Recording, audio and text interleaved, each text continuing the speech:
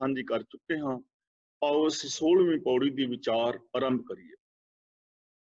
ਗੁਰਦੇਵ ਜੀ ਬਚਨ ਕਰਦੇ ਹਨ, ਪੰਚ ਪ੍ਰਵਾਨ ਪੰਚ ਪ੍ਰਧਾਨ ਪੰਚੇ ਪਾਵਹਿ ਦਰਗਾਹ ਮਾਨ। ਪੰਚ ਪ੍ਰਵਾਨ ਨੇ, ਪ੍ਰਵਾਨ ਦਾ ਮਤਲਬ ਕਿ ਉਹ ਜਗਤ ਨੂੰ ਸਾਰੇ ਹੀ ਉਹਨਾਂ ਨੂੰ ਸਤਕਾਰ ਆਦਰ ਮਿਲਦਾ ਹੈ। ਕੋਈ ਵੀ ਉਹਨਾਂ ਨੂੰ ਇਹ ਨਹੀਂ ਕਹਿੰਦਾ ਕਿ ਇਹ ਬੰਦਾ ਮੈਨੂੰ ਪਸੰਦ ਨਹੀਂ ਹੈ, ਪ੍ਰਵਾਨ ਨਹੀਂ ਹੈ। ਪੰਚ ਕੌਣ ਹੈ, ਸਮਝਣ ਵਾਲੀ ਗੱਲ ਇਹ ਹੈ।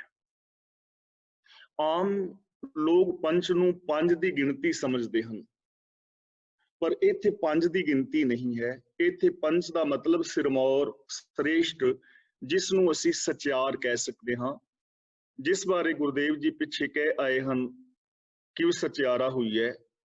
ਜਿਸ ਨੇ ਜਪਜੀ ਸਾਹਿਬ ਜੀ ਦੀ ਇਸ ਪਾਵਨ ਵਿਚਾਰ ਨੂੰ ਮੰਨ ਲਿਆ, ਅਪਣਾ ਲਿਆ, ਉਹ ਬੰਦਾ ਪੰਚ ਹੋ ਗਿਆ, ਸਚਿਆਰ ਹੋ ਗਿਆ। ਤੇ ਉਹ ਜੋ ਪੰਚ ਹੈ, ਜੋ ਮਨ ਬਚਨ ਕਰਮ ਕਰਕੇ ਸੱਚਾ ਹੈ, ਜੋ ਰੱਬੀ ਰਜ਼ਾ ਦੇ ਅੰਦਰ ਤੁਰਨ ਵਾਲਾ ਇਨਸਾਨ ਹੈ, ਪ੍ਰਵਾਨ ਉਹ ਹੈ ਸਾਰੇ ਸੰਸਾਰ ਨੂੰ ਪ੍ਰਵਾਨ ਹੈ। ਕਿਉਂ? ਕਿਉਂਕਿ ਉਸ ਬੰਦੇ ਕੋਲੋਂ ਕਿਸੇ ਦਾ ਵਿਗਾੜ ਨਹੀਂ ਹੋਣਾ, ਉਹਦੇ ਕੋਲੋਂ ਕਿਸੇ ਦਾ ਅਹਿਤ ਨਹੀਂ ਹੋਣਾ, ਉਸਨੇ ਕਿਸੇ ਦਾ ਨੁਕਸਾਨ ਨਹੀਂ ਕਰਨਾ। ਐਸੇ ਇਨਸਾਨ ਨੇ ਕਿਸੇ ਨੂੰ ਦੁੱਖ ਨਹੀਂ ਦੇਣਾ, ਕਿਸੇ ਦੀਆਂ ਭਾਵਨਾਵਾਂ ਨੂੰ ਠੇਸ ਨਹੀਂ ਪਹੁੰਚਾਣੀ। ਐਸਾ ਰੱਬ ਵਰਗਾ ਇਨਸਾਨ ਸੰਸਾਰ ਦੇ ਭਲੇ ਵਾਸਤੇ ਜ਼ਿੰਦਗੀ ਜੀਵੇਗਾ, ਪਰ ਉਪਕਾਰ ਵਾਲੀ ਭਾਵਨਾ ਦੇ ਨਾਲ ਜੀਵੇਗਾ। ਉਹਦਾ ਆਪਣਾ ਜੀਵਨ ਵੀ ਉੱਚਾ ਸੁੱਚਾ ਔਰ ਮਹਾਨ ਹੋਏਗਾ, ਤੇ ਉਹ ਦੂਜੇ ਲੋਕਾਂ ਨੂੰ ਵੀ ਮਹਾਨ ਬਣਾਉਣ ਦਾ ਯਤਨ ਕਰੇਗਾ।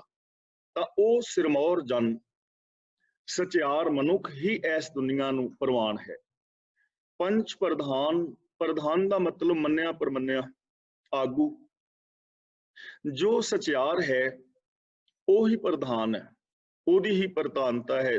ਸਭ ਥਾਵਾਂ ਤੇ ਉਹਨੂੰ ਮੁੱਖ ਮੰਨਿਆ ਜਾਂਦਾ ਹੈ। ਐਸੇ ਇਨਸਾਨ ਨੂੰ ਕੋਈ ਵੀ ਨੀਵਾਂ ਕਰਕੇ ਨਹੀਂ ਜਾਣਦਾ, ਔਰ ਉਹਨੂੰ ਹੀ ਅਸੀਂ ਪ੍ਰਧਾਨ ਕਹਿ ਸਕਦੇ ਹਾਂ। ਪੰਚਮ ਪੰਚ ਪ੍ਰਧਾਨ ਤੇ ਜਿਹ ਜਾਣਿਓ ਪਰਪੰਚ, ਜਿਨ੍ਹਾਂ ਨੇ ਇਸ ਪਰਪੰਚ ਨੂੰ ਸਮਝ ਲਿਆ, ਜਿਨ੍ਹਾਂ ਨੇ ਆਪਣੀ ਸੁਰਤ ਨੂੰ ਮਾਇਆ ਤੋਂ, ਵਿਕਾਰਾਂ ਤੋਂ ਉੱਚੀ ਚੁੱਕ ਲਿਆ, ਉਹ ਇਨਸਾਨ ਹੀ ਅਸਲ ਦੇ ਅੰਦਰ ਪੰਚ ਹੈ, ਤੇ ਉਹ ਇਨਸਾਨ ਹੀ ਅਸਲ ਦੇ ਅੰਦਰ ਪ੍ਰਧਾਨ ਹੈ। ਯਾਨੀ ਕੋਈ ਵੀ ਸੰਸਥਾ ਹੈ, ਚਾਹੇ ਉਹ ਪਰਿਵਾਰ ਹੈ ਜਾਂ ਧਾਰਮਿਕ ਦੁਨੀਆ ਹੈ, ਸਮਾਜਿਕ ਦੁਨੀਆ ਹੈ ਜਾਂ ਰਾਜਨੀਤਿਕ ਦੁਨੀਆ ਹੈ, ਉੱਥੇ ਪ੍ਰਧਾਨਤਾ ਪੰਚ ਦੀ ਚਾਹੀਦੀ ਹੈ, ਸਚਿਆਰ ਦੀ ਚਾਹੀਦੀ ਹੈ। ਕਿਉਂਕਿ ਜਦੋਂ ਸਚਿਆਰ ਮਨੁੱਖ ਆਗੂ ਹੋਏਗਾ ਨਾ, ਉਦੋਂ ਉਹ ਮਨੁੱਖਤਾ ਦਾ ਸਹੀ ਜਿਹੜਾ ਹੈ ਗਾਈਡੈਂਸ ਦੇਵੇਗਾ, ਸਹੀ ਰਾਸਤਾ ਵਿਖਾਏਗਾ, ਸਹੀ ਫੈਸਲੇ ਲਵੇਗਾ, ਮਨੁੱਖਤਾ ਦਾ ਭਲਾ ਕਰੇਗਾ। ਇਸ ਲਈ ਗੁਰਦੇਵ ਪਾਤਸ਼ਾਹ ਜੀ ਸਾਨੂੰ ਸਮਝਾ ਰਹੇ ਹਨ ਕਿ ਪੰਚ ਜਿਹੜਾ ਹੈ, ਸਿਰਮੌਰ ਜੋ ਮਨੁੱਖ ਹੈ, ਯਾਨੀ ਸਚਿਆਰ ਮਨੁੱਖ ਹੀ ਜਗਤ ਨੂੰ ਪ੍ਰਵਾਨ ਹੈ, ਔਰ ਉਹੀ ਪ੍ਰਧਾਨ ਹੈ। ਤਾਂ ਇੱਥੋਂ ਸਾਨੂੰ ਦੋ ਚੀਜ਼ਾਂ ਮਿਲੀਆਂ। ਅਸੀਂ ਕੀ ਕਰਨਾ ਹੈ, ਨਾਲ ਨਾਲ ਇਹ ਵੀ ਮੈਂ ਵਿਚਾਰਦਾ ਜਾਵਾਂ ਕਿ ਅਸੀਂ ਵੀ ਜੋ ਸਚਿਆਰ ਹੈ ਉਹਨੂੰ ਪ੍ਰਵਾਨਤਾ ਦੇਣੀ ਹੈ, ਔਰ ਜੋ ਸਚਿਆਰ ਹੈ ਉਹਨੂੰ ਪ੍ਰਧਾਨਤਾ ਦੇਣੀ ਹੈ। ਅਸੀਂ ਐਸੇ ਆਗੂ ਪੈਦਾ ਕਰਨੇ ਨੇ ਜੋ ਸਚਿਆਰ ਹੋਣ, ਜੋ ਸਹੀ ਗਾਈਡ ਕਰ ਸਕਣ ਦੁਨੀਆ ਨੂੰ, ਸਮਾਜ ਨੂੰ, ਪਰਿਵਾਰਾਂ ਨੂੰ। ਜਿਸ ਪਰਿਵਾਰ ਦਾ ਆਗੂ ਚੰਗਾ ਹੋਏਗਾ, ਉਹ ਪਰਿਵਾਰ ਸੁਖੀ ਵਸੇਗਾ। ਜਿਸ ਕੌਮ ਔਰ ਸਮਾਜ ਦਾ ਆਗੂ ਸਚਿਆਰ ਹੋਏਗਾ, ਉਹ ਕੌਮ ਚੜ੍ਹਦੀ ਕਲਾ ਵੱਲ ਜਾਏਗੀ। ਜਿਨ੍ਹਾਂ ਦੇਸ਼ਾਂ ਦੇ ਰਾਜਨੀਤਿਕ ਲੀਡਰ ਚੰਗੇ ਮਹਾਨ ਹੋਣਗੇ, ਉਹ ਦੇਸ਼ ਚੰਗੀ ਤਰੱਕੀ ਕਰਨਗੇ। ਅੱਗੇ ਬਚਨ ਕਰਦੇ ਨੇ, ਪੰਚੇ ਪਾਵਹਿ ਦਰਗਾਹ ਮਾਨ। ਇੱਥੇ ਪੰਚੇ ਸ਼ਬਦ ਬਹੁਵਚਨੀ ਹੈ, ਪਹਿਲਾ ਵੀ ਪੰਚ ਬਹੁਵਚਨੀ ਸੀ। ਪਾਵਹਿ, ਇਹਨੂੰ ਉਚਾਰਨ ਕਰਾਂਗੇ ਬਿੰਦੀ ਲਗਾ ਕੇ, ਪਾਵਹਿ, ਕਿਉਂਕਿ ਜਦੋਂ ਵੀ ਕਿਰਿਆਵਾਚੀ ਸ਼ਬਦ ਦੇ ਆਖਰੀ ਹਾਹੇ ਨਾਲ ਸਿਹਾਰੀ ਲੱਗੀ ਹੋਵੇ ਤਾਂ ਉਹ ਆਮ ਕਰਕੇ ਬਹੁਵਚਨੀ ਸ਼ਬਦ ਹੁੰਦਾ ਹੈ, ਜਿਸ ਦਾ ਉਚਾਰਨ ਨਾਸਕੀ ਹੋਏਗਾ, ਪਾਵਹਿ। ਦਰਗਾਹ ਦਾ ਮਤਲਬ ਦਰਗਾਹ ਦੇ ਅੰਦਰ, ਮਾਨ ਦਾ ਮਤਲਬ ਆਦਰ। ਇਹ ਜੋ ਸਚਿਆਰ ਮਨੁੱਖ ਨੇ, ਰੱਬੀ ਦਰਗਾਹ ਦੇ ਅੰਦਰ ਵੀ ਆਦਰ ਪਾਉਂਦੇ ਨੇ, ਇਹਨਾਂ ਨੂੰ ਹੀ ਆਦਰ ਮਿਲਦਾ ਹੈ। ਜਿਹੜਾ ਪੰਚ ਹੈ ਨਾ, ਪੰਚ ਦਾ ਮਤਲਬ ਸਚਿਆਰ ਮਨੁੱਖ, ਜੋ ਮਨ ਬਚਨ ਔਰ ਕਰਮ ਕਰਕੇ ਰੱਬੀ ਰਜ਼ਾ ਵਿੱਚ ਤੁਰਨ ਵਾਲਾ ਹੈ, ਜੋ ਮਨ ਬਚਨ ਔਰ ਕਰਮ ਕਰਕੇ ਸੱਚਾ ਹੈ, ਜਿਸ ਦੇ ਬੋਲ ਸੱਚੇ ਨੇ, ਜਿਸ ਦੀਆਂ ਭਾਵਨਾਵਾਂ ਸੱਚੀਆਂ ਨੇ, ਜਿਸ ਦਾ ਵਿਹਾਰ ਸੱਚਾ ਹੈ, ਰੱਬੀ ਦਰਗਾਹ ਦੇ ਅੰਦਰ ਉਹ ਮਾਣ ਪਾਉਂਦਾ ਹੈ। ਤੇ ਇਹ ਗੱਲ ਸਮਝ ਲੈਣਾ, ਸਾਨੂੰ ਆਮ ਸਮਝਾਇਆ ਜਾਂਦਾ ਹੈ ਕਿ ਰੱਬ ਦੀ ਦਰਗਾਹ ਇਸ ਦੁਨੀਆ ਤੋਂ ਵੱਖਰੀ ਹੈ ਤੇ ਮਰਨ ਤੋਂ ਬਾਅਦ ਉਸ ਦਰਗਾਹ ਦੇ ਵਿੱਚ ਜਾ ਕੇ ਬੰਦਾ ਮਾਣ ਪਾਉਂਦਾ ਹੈ। ਅਸਲ ਦੇ ਅੰਦਰ ਰੱਬ ਕਿੱਥੇ ਹੈ, ਜੇ ਇਹ ਸਮਝ ਆ ਜਾਏ ਨਾ ਤਾਂ ਰੱਬ ਦੀ ਦਰਗਾਹ ਦਾ ਵੀ ਸਮਝ ਆ ਜਾਏਗੀ। ਦਰਗਾਹ ਦਾ ਮਤਲਬ ਜਿਵੇਂ ਅਸੀਂ ਅਦਾਲਤ ਕਹਿ ਦਿੰਦੇ ਆ, ਕਚਹਿਰੀ ਕਹਿ ਦਿੰਦੇ ਆ, ਤੇ ਜੱਜ ਦੀ ਕਚਹਿਰੀ ਕਿੱਥੇ ਹੈ, ਜਿੱਥੇ ਜੱਜ ਹੈ। ਕਚਹਿਰੀ ਵਿੱਚ ਹੀ ਹੁੰਦਾ ਨਾ, ਅਦਾਲਤ ਦੇ ਵਿੱਚ ਜੱਜ ਬੈਠਦਾ ਹੈ। ਤੇ ਰੱਬ ਦੀ ਦਰਗਾਹ ਕਿੱਥੇ ਹੈ, ਜਿੱਥੇ ਰੱਬ ਹੈ, ਜਿੱਥੇ ਰੱਬ ਬੈਠਦਾ ਹੈ। ਤੇ ਰੱਬ ਕਿੱਥੇ ਬੈਠਾ ਹੈ, ਕਿਸੇ ਵੱਖਰੀ ਦੁਨੀਆ 'ਚ ਨਹੀਂ ਨਾ ਬੈਠਾ। ਘਟ ਘਟ ਮੈਂ ਹਰਜੂ ਬਸੈ, ਇਹ ਜਗ ਸੱਚੇ ਕੀ ਹੈ ਕੋਠੜੀ, ਜਲ ਥਲ ਮਹੀਲ ਪੂਰਿਆ, ਰਵਿਆ ਵਿੱਚ ਵਣਾ। ਯਾਨੀ ਇਹ ਸਾਰਾ ਸੰਸਾਰ ਰੱਬ ਦੀ ਦਰਗਾਹ ਹੀ ਹੈ। ਤੁਹਾਡੇ ਅੰਦਰ ਰੱਬ ਦੀ ਦਰਗਾਹ ਹੈ, ਕਿਉਂਕਿ ਰੱਬ ਅੰਦਰ ਹੈ ਨਾ, ਕਿ ਉਹ ਸੱਚਾ ਅੰਦਰ ਨਿਆਂ ਕਰ ਰਿਹਾ ਹੈ ਹਰ ਵਕਤ। ਕੁਦਰਤ ਦੇ ਜੋ ਕਾਨੂੰਨ ਨੇ, ਇਹ ਰੱਬ ਦੀ ਦਰਗਾਹ ਹੀ ਹੈ। ਦੂਜੀ ਗੱਲ, ਅਸੀਂ ਜੇ ਸੌਖਾ ਸਮਝਣਾ ਹੋਵੇ ਤਾਂ ਜਿੱਥੇ ਸੱਚ ਦੇ ਆਧਾਰਿਤ ਫੈਸਲੇ ਹੁੰਦੇ ਨੇ, ਯੂਨੀਵਰਸਲ ਟਰੁੱਥ ਮੁਤਾਬਕ ਜਿੱਥੇ ਜੀਵਨ ਨੂੰ ਵਿਚਾਰਿਆ ਜਾਏਗਾ ਨਾ, ਉੱਥੇ ਬੰਦਾ ਸੱਚਾ ਹੀ ਮਾਣ ਪਾ ਸਕਦਾ ਹੈ। ਉੱਥੇ ਝੂਠਾ ਨਹੀਂ ਟਿਕੇਗਾ, ਉੱਥੇ ਸੱਚਿਆਰ ਬੰਦਾ ਹੀ ਟਿਕੇਗਾ। ਕਬੀਰ ਕਸੌਟੀ ਰਾਮ ਕੀ, ਝੂਠਾ ਟਿਕੇ ਨਾ ਕੋਏ। ਜਿੱਥੇ ਰੱਬ ਦੀ ਕਸੌਟੀ ਹੈ ਨਾ, ਸੱਚ ਦੀ ਕਸੌਟੀ ਹੈ, ਜਿੱਥੇ ਸੱਚ ਦੇ ਬੇਸ ਉੱਤੇ ਜੀਵਨ ਪਰਖਿਆ ਜਾਣਾ, ਉੱਥੇ ਝੂਠਾ ਬੰਦਾ ਟਿਕੇਗਾ ਨਹੀਂ, ਉੱਥੇ ਮਾਣ ਉਹਨੂੰ ਨਹੀਂ ਮਿਲੇਗਾ। ਹੁਣ ਦੇਖੋ, ਅਸੀਂ ਜੇ ਸਿੰਪਲ ਜੀ ਗੱਲ, ਜਿੰਨੇ ਵੀ ਵੀਰ ਭੈਣਾਂ ਅਸੀਂ ਬੈਠੇ ਹਾਂ, ਅਸੀਂ ਆਪਣੇ ਅੰਦਰੋਂ ਪੁੱਛੀਏ ਇਮਾਨਦਾਰੀ ਦੇ ਨਾਲ। ਮੈਂ ਵੀ ਪੁੱਛਾਂ, ਤੁਸੀਂ ਵੀ ਪੁੱਛੋ ਆਪਣੇ ਆਪ ਇਮਾਨਦਾਰੀ ਨਾਲ, ਕਿ ਜੋ ਗੁਰਬਾਣੀ ਸਾਨੂੰ ਕਹਿੰਦੀ ਹੈ ਕਿ ਸਾਡਾ ਜੀਵਨ ਉੱਥੇ ਪੂਰਾ ਉਤਰਦਾ ਹੈ ਇਮਾਨਦਾਰੀ ਨਾਲ, ਤਾਂ ਮੇਰੇ ਖਿਆਲ 'ਚ ਬਹੁਤੀ ਵਾਰੀ ਜਵਾਬ ਇਹ ਆਉਣਾ ਵੀ ਨਹੀਂ, ਪੂਰਾ ਨਹੀਂ ਉਤਰਦਾ। ਇਹਨੂੰ ਹੀ ਰੱਬ ਦੀ ਦਰਗਾਹ ਕਹਿੰਦੇ ਨੇ, ਕਿਉਂਕਿ ਸੱਚ ਹੋਰ ਹੈ ਨਾ, ਸੱਚ ਕੁਛ ਹੋਰ ਹੈ। ਹਾਂ, ਜੇ ਅਸੀਂ ਵੈਸੇ ਕਹੀ ਜੀ ਹਾਂ ਜੀ ਮੈਂ ਪੂਰਾ ਹਾਂ, ਇਹ ਇੱਕ ਵੱਖਰਾ ਟੌਪਿਕ ਹੈ। ਜੇ ਇਮਾਨਦਾਰੀ ਨਾਲ ਹਰ ਬੰਦਾ ਆਪਣੇ ਆਪ ਨੂੰ ਪਰਖੇ ਕਿ ਕੀ ਮੈਂ ਗੁਰਬਾਣੀ ਦੀ ਕਸਵੱਟੀ ਤੇ, ਜਾਂ ਜੋ ਯੂਨੀਵਰਸਲ ਟਰੁੱਥ ਹੈ, ਉਸ ਕਸਵੱਟੀ ਤੇ ਮੇਰੀ ਸੋਚ, ਮੇਰੇ ਬੋਲ, ਮੇਰਾ ਵਿਹਾਰ ਪੂਰਾ ਉਤਰਦਾ ਹੈ। ਜੇ ਤਾਂ ਪੂਰਾ ਉਤਰਦਾ ਹੈ, ਅੰਦਰੋਂ ਆਵਾਜ਼ ਆਵੇ ਕਿ ਹਾਂ ਮੇਰੀ ਜ਼ਿੰਦਗੀ ਐਸੀ ਹੈ, ਫਿਰ ਤੇ ਮਾਣ ਮਿਲਿਆ। ਆਪਣੇ ਜੀਵਨ ਤੇ ਬੰਦਾ ਮਾਣ ਕਰੇਗਾ ਨਾ। ਤੇ ਜੇ ਅੰਦਰੋਂ ਆਵਾਜ਼ ਆ ਜਾਏ ਕਿ ਨਹੀਂ ਮੈਂ ਐਵੇਂ ਦਾ ਹੈ ਤੇ ਨਹੀਂ, ਫਿਰ ਮਾਣ ਤੇ ਨਾ ਮਿਲਿਆ। ਇਸ ਲਈ ਜਿੱਥੇ ਯੂਨੀਵਰਸਲ ਟਰੁੱਥ ਤੇ ਬੇਸ ਤੇ ਜਦੋਂ ਜੀਵਨ ਨੂੰ ਵਿਚਾਰਿਆ ਜਾਏਗਾ, ਉੱਥੇ ਸੱਚਿਆਰ ਬੰਦੇ ਨੂੰ ਮਾਣ ਮਿਲੇਗਾ, ਉਹਨੂੰ ਮਾਣ ਮਿਲੇਗਾ। ਇਸ ਲਈ ਗੁਰਦੇਵ ਪਾਤਸ਼ਾਹ ਸਾਨੂੰ ਐਸੀ ਜ਼ਿੰਦਗੀ ਦੇਣਾ ਚਾਹੁੰਦੇ ਹਨ ਹਰ ਇਨਸਾਨ ਨੂੰ। ਹਿੰਦੂ, ਮੁਸਲਮਾਨ, ਸਿੱਖ, ਈਸਾਈ, ਜੈਨੀ, ਬੋਧੀ, ਪਾਰਸੀ, ਕਾਲੇ, ਗੋਰੇ, ਅਮੀਰ, ਗਰੀਬ, ਪੜ੍ਹੇ, ਅਨਪੜ੍ਹ, ਰਾਜਾ, ਪ੍ਰਜਾ, ਇਸਤਰੀ, ਪੁਰਸ਼, ਬੱਚੀ, ਬੱਚਾ, ਜਵਾਨ, ਕੋਈ ਵੀ ਹੈ, ਹਰ ਇਨਸਾਨ ਐਸੀ ਜ਼ਿੰਦਗੀ ਜੀਵੇ। ਹਰ ਇਨਸਾਨ ਐਸਾ ਹੋਏ ਕਿ ਜਿੱਥੇ ਵੀ ਸੱਚ ਦੇ ਬੇਸ ਤੇ ਪਰਖਿਆ ਜਾਏ, ਬੰਦੇ ਦੀ ਜ਼ਿੰਦਗੀ ਪੂਰੀ ਉਤਰੇ, ਉਹਨੂੰ ਮਾਣ ਮਿਲੇ। ਪੰਚੇ ਸੋਹੈ ਦਰ ਰਾਜਾਨ, ਇੱਥੇ ਥੋੜਾ ਜਿਹਾ ਵਿਦਵਾਨਾਂ ਦੇ ਅੰਦਰ ਅਰਥਾਂ ਵਿੱਚ ਮਤਭੇਦ ਹੈ, ਸਿਰਫ ਸ਼ਬਦਾਵਲੀ ਦਾ।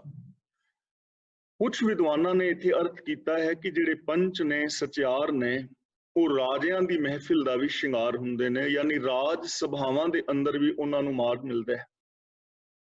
ਤੇ ਕੁਝ ਵਿਦਵਾਨਾਂ ਨੇ ਇਹਦਾ ਅਰਥ ਕੀਤਾ ਹੈ ਕਿਉਂਕਿ ਰਾਜਾਨ ਦੇ ਨੰਨੇ ਥੱਲੇ ਔਂਕੜ ਹੈ, ਇਹਦਾ ਮਤਲਬ ਰਾਜਿਆਂ ਦਾ ਰਾਜਾ ਰੱਬ, ਉਹਦੇ ਦਰ ਤੇ ਵੀ ਸ਼ੋਭਾ ਪਾਉਂਦੇ। ਤਾਂ ਇਹ ਥੋੜਾ ਜਿਹਾ ਸ਼ਬਦਾਵਲੀ ਦਾ ਹੀ ਹੇਰ ਫੇਰ ਹੈ। ਗੱਲ ਹੈਗੀ ਏ ਕਿ ਦਰ ਦੇ ਉੱਤੇ ਮਾਣ ਪਾਉਣ। ਜੋ ਦੁਨਿਆਵੀ ਰਾਜ ਸੱਤਾਵਾਂ ਨੇ, ਜੋ ਦੁਨਿਆਵੀ ਰਾਜ ਨੇ, ਉੱਥੇ ਵੀ ਸਚਿਆਰ ਬੰਦੇ ਨੂੰ ਮਾਣ ਮਿਲੇਗਾ। ਉਹਨੂੰ ਕੋਈ ਇਹ ਨਹੀਂ ਕਹਿ ਸਕਦਾ ਕਿ ਇਹਨੂੰ ਮਾਣ ਆਦਰ ਨਹੀਂ ਮਿਲ ਸਕਦਾ। ਜੇ ਉੱਥੇ ਜਾਏਗਾ, ਉਹਨੂੰ ਉੱਥੇ ਵੀ ਮਾਣ ਆਦਰ ਸਤਿਕਾਰ ਮਿਲੇਗਾ, ਕਿਉਂਕਿ ਉਹਦੀ ਜ਼ਿੰਦਗੀ ਵਿੱਚ ਕਮੀ ਕੀ ਕੱਢੋਗੇ। ਕਿਸੇ ਨੂੰ ਬੇਪਤ ਕਰਨ ਲਈ ਘੱਟ ਤੋਂ ਘੱਟ ਸਚਾਈ ਤਾਂ ਚਾਹੀਦੀ ਹੈ ਨਾ। ਤਾਂ ਜਿੱਥੇ ਸੱਚ ਦੇ ਬੇਸ ਦੇ ਉੱਤੇ ਫੈਸਲਾ ਹੋਏਗਾ, ਤਾਂ ਐਸੇ ਜੋ ਇਨਸਾਨ ਸਚਿਆਰ ਨੇ, ਉਹ ਦੁਨਿਆਵੀ ਰਾਜਿਆਂ ਦੀ ਸਭਾ ਦੇ ਅੰਦਰ, ਰਾਜ ਸਭਾਵਾਂ ਦਾ ਵੀ ਸ਼ਿੰਗਾਰ ਹੁੰਦੇ ਨੇ, ਉੱਥੇ ਵੀ ਉਹ ਮਾਣ ਪਾਉਂਦੇ ਨੇ। ਤੇ ਜੋ ਰਾਜਿਆਂ ਦਾ ਰਾਜਾ ਪ੍ਰਭੂ ਹੈ, ਉਹਦੇ ਦਰ ਤੇ ਵੀ ਉਹ ਮਾਣ ਪਾਉਂਦੇ ਨੇ, ਸੰਸਾਰ ਦੇ ਵਿੱਚ ਵੀ ਮਾਣ ਪਾਉਂਦੇ ਨੇ। ਕਿਉਂ ਪਾਉਂਦੇ ਨੇ, ਐਸਾ ਕੀ ਹੈ ਉਹਨਾਂ ਦੇ ਅੰਦਰ, ਔਰ ਕੀ ਉਹ ਸਾਧਨ ਹੈ ਜਿਸ ਦੇ ਨਾਲ ਅਸੀਂ ਵੀ ਵੈਸੇ ਬਣ ਸਕੀਏ, ਕਿਉਂਕਿ ਸਾਡੇ ਸਾਰਿਆਂ ਦੇ ਅੰਦਰ ਪੋਸੀਬਿਲਿਟੀ ਹੈ, ਹਰ ਇਨਸਾਨ ਦੇ ਅੰਦਰ, ਮੇਰੇ ਵਿੱਚ ਵੀ ਤੁਹਾਡੇ ਵਿੱਚ ਵੀ ਕੋਈ ਵੀ ਸਚਿਆਰ ਹੋ ਸਕਦਾ ਹੈ, ਇਹ ਸੰਭਾਵਨਾ ਸਭ ਦੇ ਅੰਦਰ ਹੈ। ਹੁਣ ਉਹ ਸਚਿਆਰ ਕਿਉਂ ਹੋ ਗਏ, ਉਹਨਾਂ ਨੂੰ ਇਹ ਮਾਣ ਕਿਉਂ ਮਿਲਿਆ, ਕਿਉਂਕਿ ਉਹ ਹੁਕਮ ਰਜ਼ਾਈ ਚੱਲੇ। ਤੇ ਹੁਕਮ ਰਜ਼ਾਈ ਚੱਲਣ ਦੀ ਪ੍ਰੇਰਨਾ ਕਿੱਥੋਂ ਮਿਲੀ, ਪੰਚਾਂ ਕਾ ਗੁਰ ਏਕ ਧਿਆਨ।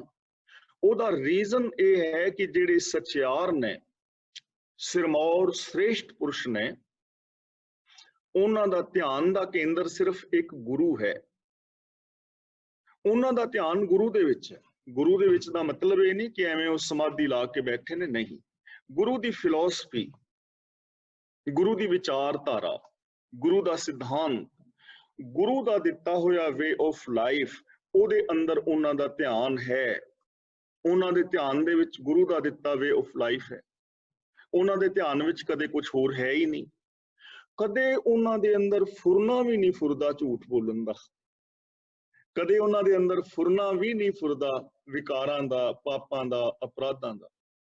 ਮੜੀਆਂ ਮਸਾਣਾਂ ਵੱਲ ਜਾਣਾ ਇਹ ਤਾਂ ਬਹੁਤ ਦੂਰ ਦੀ ਗੱਲ, ਉਹਨਾਂ ਦੇ ਅੰਦਰ ਇਹ ਫੁਰਨੇ ਵੀ ਨਹੀਂ ਫੁਰਦੇ। ਦੇਵੀਆਂ ਦੇਵਤੇ ਤੇ ਆਵਰਤਨ ਰਾਤੇ ਸਰਾਧ ਤੇ ਪੀਰਾਂ ਕਵਰ ਤੇ ਬਾਬੇ ਤੇ ਇਹ ਕੁਛ ਫੁਰਨਾ ਵੀ ਨਹੀਂ ਫੁਰਦਾ, ਉਹਨਾਂ ਦਾ ਧਿਆਨ ਹੀ ਨਹੀਂ ਹੈ। ਉਹਨਾਂ ਦੇ ਧਿਆਨ ਵਿੱਚ ਹੈ ਹੀ ਇੱਕ ਗੁਰੂ। ਤਾਂ ਦੇਖੋ ਕਿੰਨਾ ਸੌਖਾ ਕੰਮ ਹੈ ਨਾ, ਅਸੀਂ ਜੇ ਗੁਰਬਾਣੀ ਦੇ ਅੰਦਰ ਆਪਣਾ ਚਿੱਤ ਜੋੜੀਏ, ਜੋ ਸਾਡਾ ਜੀਵਨ ਦਾ ਢੰਗ ਹੈ ਉਸ ਨੂੰ ਗੁਰਬਾਣੀ ਮੁਤਾਬਕ ਬਣਾਈਏ, ਜੋ ਸਾਡਾ ਜੀਵਨ ਦਾ ਢੰਗ ਹੈ, ਮਿਲਵਰਤੋਂ ਹੈ, ਇਹ ਗੁਰਬਾਣੀ ਮੁਤਾਬਕ ਹੋਵੇ। ਕਿਉਂਕਿ ਰੱਬੀ ਰਜ਼ਾ ਦੇ ਵਿੱਚ ਤੁਰਨਾ ਹੈ ਤੇ ਗੁਰਬਾਣੀ ਸਾਨੂੰ ਰੱਬ ਦੀ ਰਜ਼ਾ ਹੁਕਮ ਬਾਰੇ ਸਮਝਾਉਂਦੀ ਹੈ। ਜੋ ਬਾਕੀ ਚੀਜ਼ਾਂ ਨੇ, ਜਿਸ ਤਰ੍ਹਾਂ ਹੁਣ ਆਮ ਲੋਕ ਕਹਿਣਗੇ ਵੀ ਇਹਦਾ ਮਤਲਬ ਇਹ ਨਹੀਂ ਕਿ ਸਿੱਖ ਸਾਇੰਟਿਸਟ ਨਾ ਹੋਵੇ। ਸਿੱਖ ਤਾਂ ਸਗੋਂ ਬਹੁਤ ਵੱਡਾ ਸਾਇੰਟਿਸਟ ਹੋਏਗਾ, ਵਿਗਿਆਨਿਕ ਹੋਏਗਾ, ਮਨੋਵਿਗਿਆਨਿਕ ਹੋਏਗਾ। ਰੀਜਨ ਕਿ ਹੁਕਮ ਰਜ਼ਾਈ ਚੱਲਣ ਵਾਲਾ ਹੀ ਤੇ ਮਹਾਨ ਹੈ, ਤੇ ਉਹ ਕੁਦਰਤ ਦੇ ਨਿਯਮਾਂ ਨੂੰ ਸਮਝੇਗਾ, ਕੁਦਰਤ ਦੇ ਨਿਯਮਾਂ ਦੀ ਖੋਜ ਕਰੇਗਾ, ਕੁਦਰਤ ਦੇ ਨਿਯਮਾਂ ਰਾਹੀਂ ਬਹੁਤ ਵੱਡੀਆਂ ਉਹ ਪ੍ਰਾਪਤੀਆਂ ਕਰੇਗਾ। ਤਾਂ ਗੁਰੂ ਪਾਤਸ਼ਾਹ ਜੀ ਕਹਿੰਦੇ ਨੇ ਕਿਉਂਕਿ ਉਹ ਸਿਰਮੌਰ ਇਸ ਕਰਕੇ ਨੇ, ਉਹਨਾਂ ਦਾ ਧਿਆਨ ਦਾ ਕੇਂਦਰ ਇੱਕ ਗੁਰੂ ਹੈ, ਗੁਰੂ ਤੋਂ ਇਲਾਵਾ ਉਹਨਾਂ ਦਾ ਇਧਰ ਉਧਰ ਧਿਆਨ ਨਹੀਂ ਹੈ। ਤਾਂ ਅਸੀਂ ਵੀ ਸਾਰੇ ਵੀਰਾਂ ਔਰ ਭੈਣਾਂ ਨੇ ਗੁਰਬਾਣੀ ਦੇ ਨਾਲ ਆਪਣੀ ਸੁਰਤ ਨੂੰ ਜੋੜਨਾ ਹੈ। ਇਹਦਾ ਮਤਲਬ ਇਹ ਨਹੀਂ ਕਿ ਸਿਰਫ ਪੜ੍ਹਨਾ ਹੈ, ਗੁਰਬਾਣੀ ਪੜ੍ਹਨੀ ਹੈ, ਸਮਝਣੀ ਹੈ ਔਰ ਉਸ ਮੁਤਾਬਕ ਜ਼ਿੰਦਗੀ ਜੀਣੀ ਹੈ।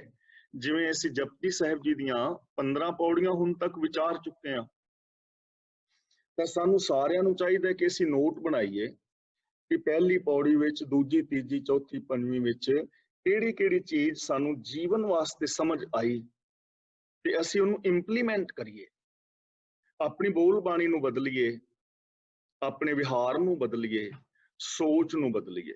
ਤੇ ਸ਼ੁਰੂ ਕਿੱਥੋਂ ਕਰੀਏ? ਸ਼ੁਰੂ ਆਪਣੇ ਘਰ ਤੋਂ ਕਰੋ। ਹੁਣ ਤਾਂ ਸਗੋਂ ਹੋਰ ਮੌਕਾ ਮਿਲਿਆ ਹੈ, ਲੋਕਡਾਊਨ ਹੈਗਾ, ਬਾਹਰ ਘੱਟ ਜਾ ਰਹੇ ਹੋ, ਪਤੀ ਪਤਨੀ ਘਰ ਨੇ, ਬੱਚੇ ਘਰ ਨੇ, ਮਾਂ-ਬਾਪ ਘਰ ਨੇ, ਬਜ਼ੁਰਗ ਘਰ ਨੇ, ਤਾਂ ਆਪਣੀ ਭਾਸ਼ਾ ਬਦਲੋ, ਇੱਕ ਦੂਜੇ ਦੇ ਨਾਲ ਵਿਹਾਰ ਬਦਲੋ। ਥੋੜਾ ਆਪਣਾ ਜੀਵਨ ਸ਼ੈਲੀ ਨੂੰ ਗੁਰਮਤਿ ਅਨੁਸਾਰ ਬਦਲਣ ਦਾ ਯਤਨ ਅਸੀਂ ਕਰ ਸਕਦੇ ਹਾਂ ਘਰ ਤੋਂ।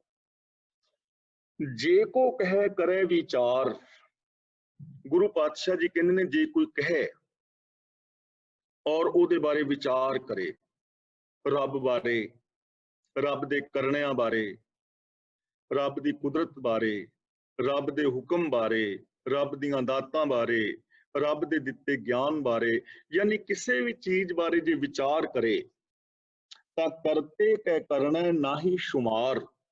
ਕਰਨੇ ਦਾ ਮਤਲਬ ਜੋ ਕੀਤੇ ਹੋਏ ਕੰਮ ਨੇ, ਸ਼ੁਮਾਰ ਦਾ ਮਤਲਬ ਗਿਣਤੀ, ਕਰਤੇ ਕੈ ਦਾ ਮਤਲਬ ਜੋ ਕਰਤਾ ਰੱਬ ਹੈ, ਉਸ ਕਰਤਾ ਪੁਰਖ ਦੇ ਜੋ ਕੀਤੇ ਹੋਏ ਕਰਮ ਨੇ ਉਹਨਾਂ ਦੀ ਕੋਈ ਗਿਣਤੀ ਨਹੀਂ ਹੈ, ਅਨੰਤ ਨੇ ਉਹ ਸਾਰੇ ਕਰਮ।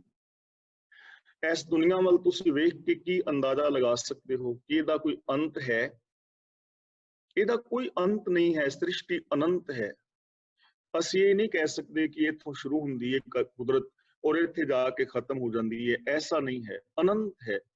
ਕਿੰਨੇ ਮਿਲੀਅਨ, ਕਿਤਨੇ ਬਿਲੀਅਨ ਲਾਈਟ ਈਅਰ ਤੱਕ ਸਾਇੰਟਿਸਟਾਂ ਨੇ ਇਸ ਬ੍ਰਹਿਮੰਡ ਨੂੰ ਵੇਖਿਆ ਹੈ, ਪਰ ਉਹਨਾਂ ਦੀ ਸੀਮਾ ਖਤਮ ਹੈ। ਬ੍ਰਹਿਮੰਡ ਅੱਗੇ ਹਾਲੇ ਹੋਰ ਫੈਲਿਆ ਹੋਇਆ ਹੈ, ਉਸ ਦਾ ਕੋਈ ਅੰਤ ਨਹੀਂ ਹੈ, ਕੋਈ ਵੀ ਅੰਤ ਨਹੀਂ, ਕਿਸੇ ਵੀ ਚੀਜ਼ ਦਾ ਅੰਤ ਨਹੀਂ। ਇੱਕ ਦੀ ਸ਼ਕਲ ਦੂਜੇ ਵਰਗੀ ਨਹੀਂ, ਇੱਕ ਦਾ ਰੂਪ ਦੂਜੇ ਵਰਗਾ ਨਹੀਂ, ਬੋਲ ਦੂਜੇ ਵਰਗੇ ਨਹੀਂ। ਸਾਡੇ ਸਰੀਰ ਦਾ ਇੱਕ ਰੋਮ ਵੀ ਤਾਂ ਦੂਜੇ ਰੋਮ ਵਰਗਾ ਨਹੀਂ ਹੈ, ਉਹਦੇ ਵਿੱਚ ਵੀ ਫਰਕ ਹੈ।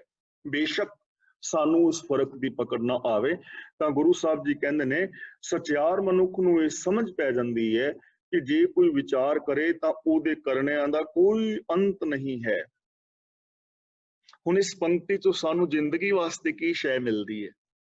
ਕਿਉਂਕਿ ਉਹ ਅਨੰਤ ਹੈ ਨਾ, ਉਹਦੇ ਕਰਨੇ ਅਨੰਤ ਨੇ। ਤਾਂ ਇਸ ਦਾ ਮਤਲਬ ਇਹ ਹੈ, ਇਥੋਂ ਸਾਨੂੰ ਇੱਕ ਵਿਚਾਰ ਮਿਲੇਗੀ ਕਿ ਸਾਡੀ ਜ਼ਿੰਦਗੀ ਵਿੱਚ ਵੀ ਅਨੰਤ ਸੰਭਾਵਨਾਵਾਂ ਨੇ ਵਿਕਾਸ ਦੀਆਂ। ਜਿਵੇਂ ਅਸੀਂ ਰੋਜ਼ ਵਿਚਾਰ ਕਰਦੇ ਹਾਂ ਕਿ ਜੇ ਅਸੀਂ ਛੋਟੀਆਂ ਗੱਲਾਂ ਹੀ ਵਿਚਾਰੀਏ ਤਾਂ ਅੱਜ ਸਾਡੀ ਇੱਕ ਦੂਜੇ ਨਾਲ ਬੋਲਬਾਣੀ ਬਹੁਤ ਚੰਗੀ ਰਹੀ, ਤਾਂ ਚੰਗੀ ਬੋਲੀ ਦਾ ਐਂਡ ਥੋੜਾ ਹੈ, ਇਹਦੇ ਵਿੱਚ ਹੋਰ ਮਿਠਾਸ ਪੈਦਾ ਕਰ ਸਕਦੇ ਹਾਂ, ਹੋਰ ਮਿਠਾਸ ਪੈਦਾ ਕਰ ਸਕਦੇ ਹਾਂ। ਅੱਜ ਸਾਡਾ ਵਿਹਾਰ ਬੜਾ ਚੰਗਾ ਰਿਹਾ ਪਰਿਵਾਰ ਵਿੱਚ ਭੈਣਾਂ ਭਰਾਵਾਂ ਨਾਲ, ਜਾਂ ਜਿੱਥੇ ਅਸੀਂ ਜੌਬ ਕਰਦੇ ਹਾਂ, ਤਾਂ ਕੱਲ ਨੂੰ ਉਸ ਵਿਹਾਰ ਨੂੰ ਅਸੀਂ ਹੋਰ ਚੰਗਾ ਕਰ ਸਕਦੇ ਹਾਂ।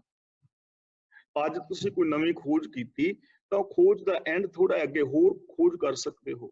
ਯਾਨੀ ਅਨੰਤ ਸੰਭਾਵਨਾਵਾਂ ਨੇ, ਹਰ ਇੱਕ ਦੇ ਅੰਦਰ ਨੇ, ਇਹ ਪੋਸੀਬਿਲਿਟੀਜ਼ ਸਭ ਦੇ ਅੰਦਰ ਨੇ। ਜਦੋਂ ਬੰਦਾ ਇਹ ਚੀਜ਼ ਸੋਚੇਗਾ ਤਾਂ ਉਹ ਵਿਕਾਸ ਵਾਲੇ ਪਾਸੇ ਵਧੇਗਾ। ਹੁਣ ਗੁਰੂ ਜੀ ਕਹਿੰਦੇ ਨੇ ਉਹਦੇ ਕਰਤਿਆਂ ਦਾ ਕੋਈ, ਕਰਤੇ ਦੇ ਕਰਨਿਆਂ ਦਾ ਕੋਈ ਅੰਤ ਨਹੀਂ, ਅਨੰਤ ਹੈ ਇਹ ਸਿਰਜਣਾ। ਧੌਲ ਧਰਮ ਦਇਆ ਕਾ ਪੂਤ। ਹੁਣ ਗੁਰੂ ਪਾਤਸ਼ਾਹ ਜੀ ਇੱਕ ਐਸੇ ਕਰਮ ਕਾਂਡ ਦਾ ਜਾਂ ਵਹਿਮ ਦਾ, ਅੰਧ ਵਿਸ਼ਵਾਸ ਦਾ, ਅਗਿਆਨਤਾ ਦਾ ਖੰਡਨ ਕਰ ਰਹੇ। ਮੰਨਿਆ ਜਾਂਦਾ ਸੀ ਹਿੰਦੂ ਧਰਮ ਦੇ, ਜਦੋਂ ਕੁਛ ਅਸੀਂ ਸ਼ਾਸਤਰਾਂ ਨੂੰ ਪੜ੍ਹਦੇ ਹਾਂ ਤਾਂ ਇਹ ਮਿਲਦਾ ਹੈ ਸਾਨੂੰ ਕਿ ਕਿਸੇ ਬੈਲ ਨੇ ਧਰਤੀ ਨੂੰ ਚੁੱਕਿਆ ਹੋਇਆ ਤੇ ਉਹਨੂੰ ਕਹਿੰਦੇ ਨੇ ਧੌਲਾ ਬੈਲ। ਧੌਲਾ ਬੈਲ, ਉਹਨੇ ਧਰਤੀ ਨੂੰ ਚੁੱਕਿਆ ਹੋਇਆ, ਤੇ ਜਦੋਂ ਉਹ ਬੈਲ ਥੱਕ ਜਾਂਦਾ ਨਾ, ਦੋ ਸਿੰਘਾਂ ਤੇ ਧਰਤੀ ਚੁੱਕੀ ਇੱਕ, ਤੇ ਜਦੋਂ ਇੱਕ ਸਿੰਘ ਥੱਕ ਜਾਂਦਾ ਹੈ, ਇੱਕ ਸਿੰਘ ਤੋਂ ਫਿਰ ਦੂਜੇ ਸਿੰਘ ਤੇ ਜਦੋਂ ਕਰਦਾ ਹੈ ਤੇ ਧਰਤੀ ਹਿਲਦੀ ਹੈ, ਭੂਚਾਲ ਆਉਂਦਾ। ਇਹ ਵਿਚਾਰ ਮੰਨੀ ਗਈ ਦੁਨੀਆ ਦੇ ਅੰਦਰ। ਅਸੀਂ ਆਪ ਛੋਟੇ ਹੁੰਦੇ ਸਾਨੂੰ ਇਹ ਕਹਾਣੀਆਂ ਸੁਣਾਈਆਂ ਜਾਂਦੀਆਂ ਸਨ, ਪਰ ਗੁਰੂ ਜੀ ਨੇ ਇਸ ਚੀਜ਼ ਦਾ ਖੰਡਨ ਕੀਤਾ ਹੈ। ਉਹ ਕਹਿਣ ਲੱਗੇ ਧਰਤੀ ਨੂੰ ਕਿਸੇ ਬੈਲ ਨੇ ਨਹੀਂ ਚੁੱਕਿਆ ਹੋਇਆ। ਹੁਣ ਅੱਗੇ ਚੱਲ ਕੇ ਦਾ ਖੁਲਾਸਾ ਕਰਨਗੇ। ਧੌਲ ਧਰਮ ਦਇਆ ਕਾ ਪੂਤ। ਉਹ ਜਿਹੜਾ ਧੌਲਾ ਬੈਲ ਹੈ ਨਾ, ਜਿਹਨੇ ਧਰਤੀ ਨੂੰ ਚੁੱਕਿਆ ਹੈ, ਉਹ ਬੈਲ ਕੋਈ ਹੋਰ ਨਹੀਂ, ਉਹ ਧਰਮ ਹੈ। ਧਰਮ ਦਾ ਮਤਲਬ ਸਿਸਟਮ, ਧਰਮ ਦਾ ਮਤਲਬ ਕੁਦਰਤ ਦਾ ਬਜਵਾਂ ਨੇਮ, ਲਾ ਆਫ ਨੇਚਰ। ਇੱਥੇ ਧਰਮ ਦਾ ਮਤਲਬ ਹੈ ਕੁਦਰਤ ਦਾ ਬਜਵਾਂ ਨਿਯਮ, law of nature. Law of nature ਜਿਸ ਨੇ ਇਹ ਸਾਰੀ ਧਰਤੀ ਨੂੰ, ਸਾਰੀ ਕਾਇਨਾਤ ਨੂੰ ਸਾਂਭਿਆ ਹੈ, ਜਿਸ ਕਰਕੇ ਸੰਚਾਲਨ ਹੋ ਰਿਹਾ ਹੈ। ਦਇਆ ਕਾ ਪੂਤ, ਤੇ ਉਹ ਜੋ ਧਰਮ ਹੈ ਉਹ ਦਇਆ ਤੋਂ ਪੈਦਾ ਹੋਇਆ ਹੈ। ਯਾਨੀ ਇਹ ਪ੍ਰਭੂ ਦੀ ਦਇਆ ਹੀ ਹੈ, ਸਾਰੀ ਜੋ ਕੁਛ ਪੈਦਾ ਹੋਇਆ ਹੈ ਇਹ ਉਸ ਰੱਬ ਦੀ ਦਇਆ ਹੈ। ਤੇ ਇੱਕ ਗੱਲ ਯਾਦ ਰੱਖਣਾ, ਸਾਡੀ ਜ਼ਿੰਦਗੀ ਦੇ ਅੰਦਰ ਵੀ ਧਰਮ ਕਦੋਂ ਪੈਦਾ ਹੋਏਗਾ? ਜਦੋਂ ਦਇਆ ਪੈਦਾ ਹੋਏਗੀ। ਕਿਉਂਕਿ ਮਾਂ ਤੋਂ ਬਿਨਾਂ ਬੱਚਾ ਪੈਦਾ ਨਹੀਂ ਹੋ ਸਕਦਾ। ਕਈ ਲੋਕ ਬਾਹਰੀ ਤੌਰ ਤੇ, ਵਿਖਾਵੇ ਤੌਰ ਤੇ ਆਪਣੇ ਧਰਮ ਦੇ ਚਿੰਨ੍ਹ ਧਾਰਨ ਕਰ ਲੈਂਦੇ ਨੇ, ਤੀਰਥਾਂ ਆਦਿਕ ਤੇ ਇਸ਼ਨਾਨ ਪਾਨ ਕਰਦੇ ਰਹਿੰਦੇ ਨੇ, ਲੇਕਿਨ ਉਹਨਾਂ ਦੀ ਜ਼ਿੰਦਗੀ ਵਿੱਚ ਦਇਆ ਨਹੀਂ ਹੁੰਦੀ, ਕੋਮਲਤਾ ਨਹੀਂ ਹੁੰਦੀ। ਤੁਸੀਂ ਆਮ ਘਰਾਂ ਵਿੱਚ ਵੇਖਦੇ ਹੋ ਕਿਵੇਂ ਦਾ ਵਿਹਾਰ ਹੈ ਲੋਕਾਂ ਦਾ, ਬੱਚਿਆਂ ਦੇ ਨਾਲ, ਬੱਚਿਆਂ ਦਾ ਮਾਪਿਆਂ ਦੇ ਨਾਲ, ਨੂੰਹਾਂ ਦਾ ਸੱਸਾਂ ਨਾਲ, ਸੱਸਾਂ ਦਾ ਨੂੰਹਾਂ ਨਾਲ, ਨਨਾਨਾ ਭਰਜਾਈਆਂ ਦਾ, ਜਾਂ ਹੋਰ ਕੁਝ। ਇੰਨਾ ਕੁਛ ਹੈ ਨਾ ਐਸਾ ਗੜਬੜ, ਜੋ ਆਪਣੇ ਪਰਿਵਾਰਾਂ ਦੇ ਵਿੱਚ, ਮੈਂ ਕੇਵਲ ਪਰਿਵਾਰਾਂ ਦੀ ਗੱਲ ਕਰਾਂ, ਅੱਗੇ ਰਿਸ਼ਤੇਦਾਰਾਂ ਵਿੱਚ ਵੇਖੋ, ਸਮਾਜ ਵਿੱਚ ਵੇਖੋ ਕਿੰਨੀ ਕਰੂਰਤਾ ਹੈ। ਕਿਵੇਂ ਵੀਡੀਓਜ਼ ਘੁੰਮਦੀਆਂ ਨੇ ਕਿ ਕਿਵੇਂ ਬੰਦਿਆਂ ਦੇ ਗਲ ਕੱਟ ਕੇ ਮਾਰ ਰਹੇ, ਕਿਵੇਂ ਜੇਕਰ ਕਿਸੇ ਤੋਂ ਗਾਂ ਫੜੀ ਗਈ ਹੈ, ਬੇਸ਼ੱਕ ਉਹ ਆਪਣੀਆਂ ਹੀ ਲੈ ਕੇ ਜਾ ਰਿਹਾ ਹੋਵੇ, ਤੇ ਕਿਵੇਂ ਡੰਡਿਆਂ ਦੇ ਨਾਲ ਗੋਡੇ ਗਿੱਟੇ ਭੰਨ ਕੇ ਕਿਸ ਢੰਗ ਦੇ ਨਾਲ, ਕਿਤਨੀ ਨਿਰਦੈਤਾ ਦੇ ਨਾਲ ਕੁੱਟਿਆ ਔਰ ਮਾਰਿਆ ਜਾ।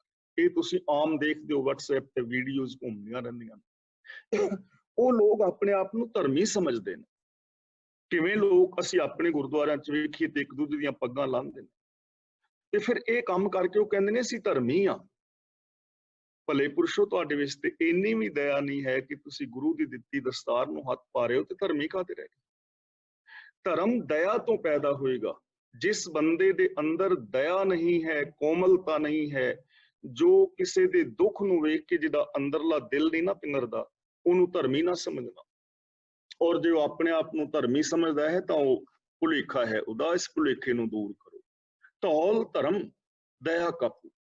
ਧੌਲ ਦਾ ਮਤਲਬ ਜਿਹੜਾ ਧੌਲਾ ਬੈਲ ਹੈ ਉਹ ਕੋਈ ਬੈਲ ਗਾਂ ਦਾ ਜਾਇਆ ਵੱਛਾ ਨਹੀਂ ਹੈ, ਸਗੋਂ ਰੱਬ ਦਾ ਬਜਵਾਂ ਨਿਯਮ ਉਹਨੂੰ ਧਰਮ ਕਹਿ ਰਹੇ ਨੇ, ਲਾ ਆਫ ਨੇਚਰ।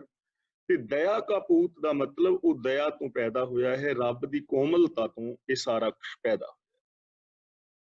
ਸੰਤੋਖ ਥਾਪ ਰੱਖਿਆ ਜਿਨ ਸੂਤ, ਜਿਸਨੇ ਸੰਤੋਖ ਨੂੰ ਸੂਤਰ ਦੇ ਅੰਦਰ ਬੱਝਾ ਹੋਇਆ, ਜੋ ਸੰਤੋਖ ਦੇ ਸੂਤਰ ਵਿੱਚ ਸੰਤੋਖ ਵਿੱਚ ਹੈ। ਔਰ ਬੇਨਤੀ ਕਰਾਂ, ਧਰਮੀ ਮਨੁੱਖ ਦੀ ਜ਼ਿੰਦਗੀ ਦੇ ਅੰਦਰ ਸੰਤੋਖ ਦਾ ਹੋਣਾ ਬੜਾ ਜ਼ਰੂਰੀ ਹੈ। ਸਾਡੇ ਤੋਂ ਕੋਈ ਪਿੱਛੇ ਰਹਿ ਗਿਆ ਨਾ, ਚਾਹੇ ਉਹ ਮਾਨਸਿਕ ਤੌਰ ਤੇ, ਸਰੀਰਕ ਤੌਰ ਤੇ, ਆਰਥਿਕ ਤੌਰ ਤੇ, ਉਹਨੂੰ ਵੇਖਣ ਵਾਸਤੇ ਮਨ ਵਿੱਚ ਦਇਆ ਚਾਹੀਦੀ ਹੈ। ਤੇ ਜਿਹੜਾ ਸਾਡੇ ਤੋਂ ਅੱਗੇ ਹੈ, ਪ੍ਰਭੂ ਅੱਗੇ ਹੈ, ਤੇ ਉਹਨੂੰ ਵੇਖਣ ਵਾਸਤੇ ਸਾਡੇ ਮਨ ਦੇ ਅੰਦਰ ਸੰਤੋਖ ਚਾਹੀਦਾ ਹੈ। ਇਸ ਲਈ ਗੁਰੂ ਜੀ ਕਹਿੰਦੇ ਨੇ ਸੰਤੋਖ ਦੇ ਸੂਤਰ ਦੇ ਨਾਲ ਉਹ ਬੱਝਾ ਹੋਇਆ ਹੈ। ਹੁਣ ਸੰਤੋਖ ਦਾ ਸੂਤਰ ਦਾ ਮਤਲਬ ਸਬਰ, ਪੇਸ਼ੈਂਸ। ਦੇਖੋ ਕਿੰਨਾ ਪੇਸ਼ੈਂਸ ਹੈ, ਇੱਕੋ ਹੀ ਕੰਮ ਕਰੀ ਜਾਣਾ, ਜਿਵੇਂ ਧਰਤੀ ਘੁੰਮ ਰਹੀ ਹੈ ਇੱਕੋ ਹੀ ਧੁਰੇ ਤੇ, ਕਿਵੇਂ ਪੂਰਾ ਬ੍ਰਹਿਮੰਡ ਪੇਸ਼ੈਂਸ ਦੇ ਅੰਦਰ ਹੈ, ਨਿਯਮ ਦੇ ਅੰਦਰ ਕਰਮ ਕਰੀ ਜਾ ਰਿਹਾ ਨਾ। ਲੇਕਿਨ ਸਾਡੇ ਵਿੱਚ ਪੇਸ਼ੈਂਸ ਨਹੀਂ ਹੁੰਦਾ। ਅਸੀਂ ਥੋੜਾ ਜਿਹਾ ਕੋਈ ਇੱਕ ਦੋ ਵਾਰੀ ਡਬਲ ਪੁੱਛ ਲਵੇ ਜਾਂ ਬਾਰ-ਬਾਰ ਕੁਝ ਨਿੱਕੀ ਜੀ ਗੱਲ ਕਰੇ, ਅਸੀਂ ਪਰੇਸ਼ਾਨ ਹੋ ਜਾਂਦੇ ਹਾਂ। ਅਸੀਂ ਆਪਣੇ ਹੀ ਸੱਜਣਾ ਮਿੱਤਰਾਂ ਦੀ ਗੱਲ ਨੂੰ ਪੂਰਿਆਂ ਨਹੀਂ ਸੁਣਦੇ। ਬੰਦੇ ਦੇ ਅੰਦਰ ਇੰਨਾ ਵੀ ਪੇਸ਼ੈਂਸ ਨਹੀਂ ਕਿ ਉਹ ਕਿਸੇ ਦੂਜੇ ਦੀ ਪੂਰੀ ਗੱਲ ਨੂੰ ਸੁਣ ਲਵੇ ਤੇ ਫਿਰ ਜਵਾਬ ਦੇਵੇ ਨਾ। ਬੰਦਾ ਬੋਲਣਾ ਸ਼ੁਰੂ ਕਰਦਾ ਹੈ, ਹਾਲੇ ਉਹਨੇ ਪੂਰੀ ਗੱਲ ਕਹੀ ਵੀ ਨਹੀਂ ਹੁੰਦੀ, ਅਸੀਂ ਆਪਣਾ ਲੈਕਚਰ ਸ਼ੁਰੂ ਕਰ ਦਿੰਦੇ ਹਾਂ। ਤਾਂ ਸੰਤੋਖ ਦੇ ਸੂਤਰ ਦੇ ਵਿੱਚ ਬੱਝਾ ਹੋਇਆ। ਗੁਰੂ ਜੀ ਕਹਿੰਦੇ ਨੇ, ਜੇ ਕੋ ਬੁੱਝੈ ਹੋਵੇ ਸਚਿਆਰ। ਜੇ ਕੋਈ ਇਸ ਗੱਲ ਨੂੰ ਬੁੱਝ ਲਵੇ, ਜਾਣ ਲਵੇ, ਇਹਨੂੰ ਅਪਣਾ ਲਵੇ, ਤਾਂ ਉਹ ਮਨੁੱਖ ਸਚਿਆਰ ਹੋ ਜਾਏਗਾ। ਉਹ ਮਨੁੱਖ ਸੱਚ ਦੇ ਅੰਦਰ ਲੀਨ ਹੋ ਜਾਏਗਾ। ਕਿਹੜੀਆਂ ਗੱਲਾਂ ਜੋ ਅਸੀਂ ਉੱਤੇ ਵਿਚਾਰ ਆਏ ਹਾਂ ਕਿ ਸਚਿਆਰ ਬੰਦਾ ਜਿਹੜਾ ਹੈ, ਪੰਚ ਜਿਹੜਾ ਸਿਰਮੌਰ ਹੈ, ਉਹੀ ਪ੍ਰਵਾਨ ਹੈ, ਉਹੀ ਪ੍ਰਧਾਨ ਹੈ। ਯਾਨੀ ਐਸੇ ਲੋਕਾਂ ਦਾ ਆਦਰ ਸਤਿਕਾਰ ਆਦਿਕ ਦਰਗਾਹ ਦੇ ਵਿੱਚ ਮਾਣ ਉਹ ਵੀ ਪਾਉਂਦਾ ਹੈ। ਤੇ ਜੇ ਧੌਲ ਧਰਮ ਦਇਆ ਕਾਪੂਤ ਸੰਤੋਖ ਥਾਪ ਰੱਖਿਆ ਜਿਨ ਸੂਤ, ਜੇ ਇਹਨਾਂ ਗੱਲਾਂ ਨੂੰ ਬੁੱਝ ਲਵੇ, ਜਾਣ ਲਵੇ, ਆਪਣੀ ਜ਼ਿੰਦਗੀ 'ਚ ਅਪਣਾ ਲਵੇ, ਤਾਂ ਉਹ ਮਨੁੱਖ ਸਚਿਆਰ ਹੋ ਜਾਏਗਾ।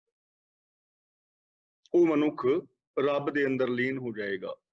ਪਰ ਜੇ ਐਸਾ ਨਾ ਬੁੱਝੇ ਵੀ ਧੌਲ ਧਰਮ, ਜੇ ਇਸ ਗੱਲ ਨੂੰ ਸਮਝ ਲਵੇ ਬੰਦਾ ਕਿ ਇਹ ਜੋ ਸੰਸਾਰ ਹੈ ਉਹ ਇੱਕ ਬਜਵੇਂ ਨੇਮ ਦੇ ਅੰਦਰ ਰੁਕਿਆ ਹੋਇਆ ਹੈ, ਤਾਂ ਉਹ ਬੰਦਾ ਸਚਿਆਰ ਹੋ ਜਾਏਗਾ, ਨੇਮਾਂ ਦੀ ਪਾਲਣਾ ਕਰੇਗਾ। ਤੇ ਜੇ ਕੋਈ ਬੰਦਾ ਅੜੀ ਕਰੇ ਵੀ ਨਹੀਂ ਜੀ ਇਸ ਧਰਤੀ ਨੂੰ ਤਾਂ ਬੈਲ ਨਹੀਂ ਚੁੱਕਿਆ ਹੋਇਆ, ਤਾਂ ਗੁਰੂ ਜੀ ਕਹਿੰਦੇ ਨੇ ਫਿਰ ਉਹਨੂੰ ਇਹਦਾ ਉੱਤਰ ਦੇਣਾ ਪਵੇਗਾ, ਧਵਲੇ ਉੱਪਰ ਕੀਤਾ ਭਾਰ। ਕਿ ਜਿਹੜਾ ਧੌਲਾ ਬੈਲ ਹੈ ਉਹਦੇ ਉੱਤੇ ਵਜਨ ਕਿੰਨਾ ਹੈ। ਹੁਣ ਇੱਕ ਬੈਲ ਕਿੰਨਾ ਕੁ ਵਜਨ ਚੁੱਕ ਸਕਦਾ? 2 ਕੁਇੰਟਲ, 3 ਕੁਇੰਟਲ। ਜੇ ਕਿਸੇ ਗੱਡੇ ਦੇ ਅੱਗੇ ਜਾਓਗੇ ਤੇ ਥੋੜਾ ਜ਼ਿਆਦਾ ਖਿੱਚ ਲੇਗਾ, ਰੇੜੀ ਵਿੱਚ ਜ਼ਿਆਦਾ ਖਿੱਚ ਲੇਗਾ, ਲੇਕਿਨ ਜੇ ਉਹਦੇ ਉੱਤੇ ਵਜਨ ਰੱਖੋਗੇ ਤੇ ਕਿੰਨਾ ਕੁ ਚੁੱਕ ਲਵੇਗਾ? ਉਹ 5 ਮਣ ਚੁੱਕ ਲੇਗਾ, 10 ਮਣ ਚੁੱਕ ਲੇਗਾ। ਤੇ ਧਰਤੀ ਇਸ ਭਾਰ ਨੂੰ ਬੈਲ ਕਿਵੇਂ ਚੁੱਕੇਗਾ? ਧਵਲੇ ਉੱਪਰ ਕੀਤਾ ਭਾਰ, ਤੇ ਕਿੰਨਾ ਭਾਰ ਹੈ ਉਹਦੇ ਉੱਤੇ, ਤੇ ਬੈਲ ਕਿੰਨਾ ਕੁ ਭਾਰ ਚੁੱਕਣ ਜੋਗੇ, ਧਰਤੀ ਨੂੰ ਚੁੱਕ ਕਿਵੇਂ ਲਵੇਗਾ? ਤੇ ਗੁਰੂ ਪਾਤਸ਼ਾਹ ਜੀ ਕਹਿੰਦੇ ਨੇ ਫਿਰ ਅਗਲੀ ਗੱਲ ਵੀ ਉਹਨੂੰ ਵਿਚਾਰਨੀ ਪਵੇਗੀ ਕਿ ਧਰਤੀ ਹੋਰ, ਪਰ ਹੋਰ ਧਰਤੀ ਇੱਕ ਨਹੀਂ ਹੈ, ਧਰਤੀਆਂ ਹੋਰ ਨੇ, ਤੇ ਕੱਲੀਆਂ ਹੋਰ ਨਹੀਂ, ਉਹਨਾਂ ਹੋਰਾਂ ਤੋਂ ਅੱਗੇ ਹੋਰ ਨੇ। ਮੰਨ ਲਓ ਸਪੋਜ਼ ਕਿ ਇਸ ਧਰਤੀ ਥੱਲੇ ਬੈਲ ਹੈ, ਤੇ ਸਵਾਲ ਪੈਦਾ ਹੋਏਗਾ ਕਿ ਉਹ ਬੈਲ ਕਿਹਦੇ ਉੱਤੇ ਖੜਾ ਹੈ, ਉਹਨੂੰ ਖਲੋਣ ਲਈ ਸਹਾਰਾ ਚਾਹੀਦਾ ਨਾ, ਹਵਾ ਵਿੱਚ ਤੇ ਖਲੋ ਨਹੀਂ ਸਕਦਾ। ਤੇ ਫਿਰ ਸਾਨੂੰ ਕਹਿਣਾ ਪਵੇਗਾ ਕਿ ਉਸ ਬੈਲ ਦੇ ਥੱਲੇ ਇੱਕ ਹੋਰ ਧਰਤੀ ਹੈ। ਫਿਰ ਸਵਾਲ ਪੈਦਾ ਹੋਏਗਾ ਕਿ ਉਹ ਧਰਤੀ ਕਿਹਦੇ ਤੇ ਖਲੋਤੀ ਹੈ।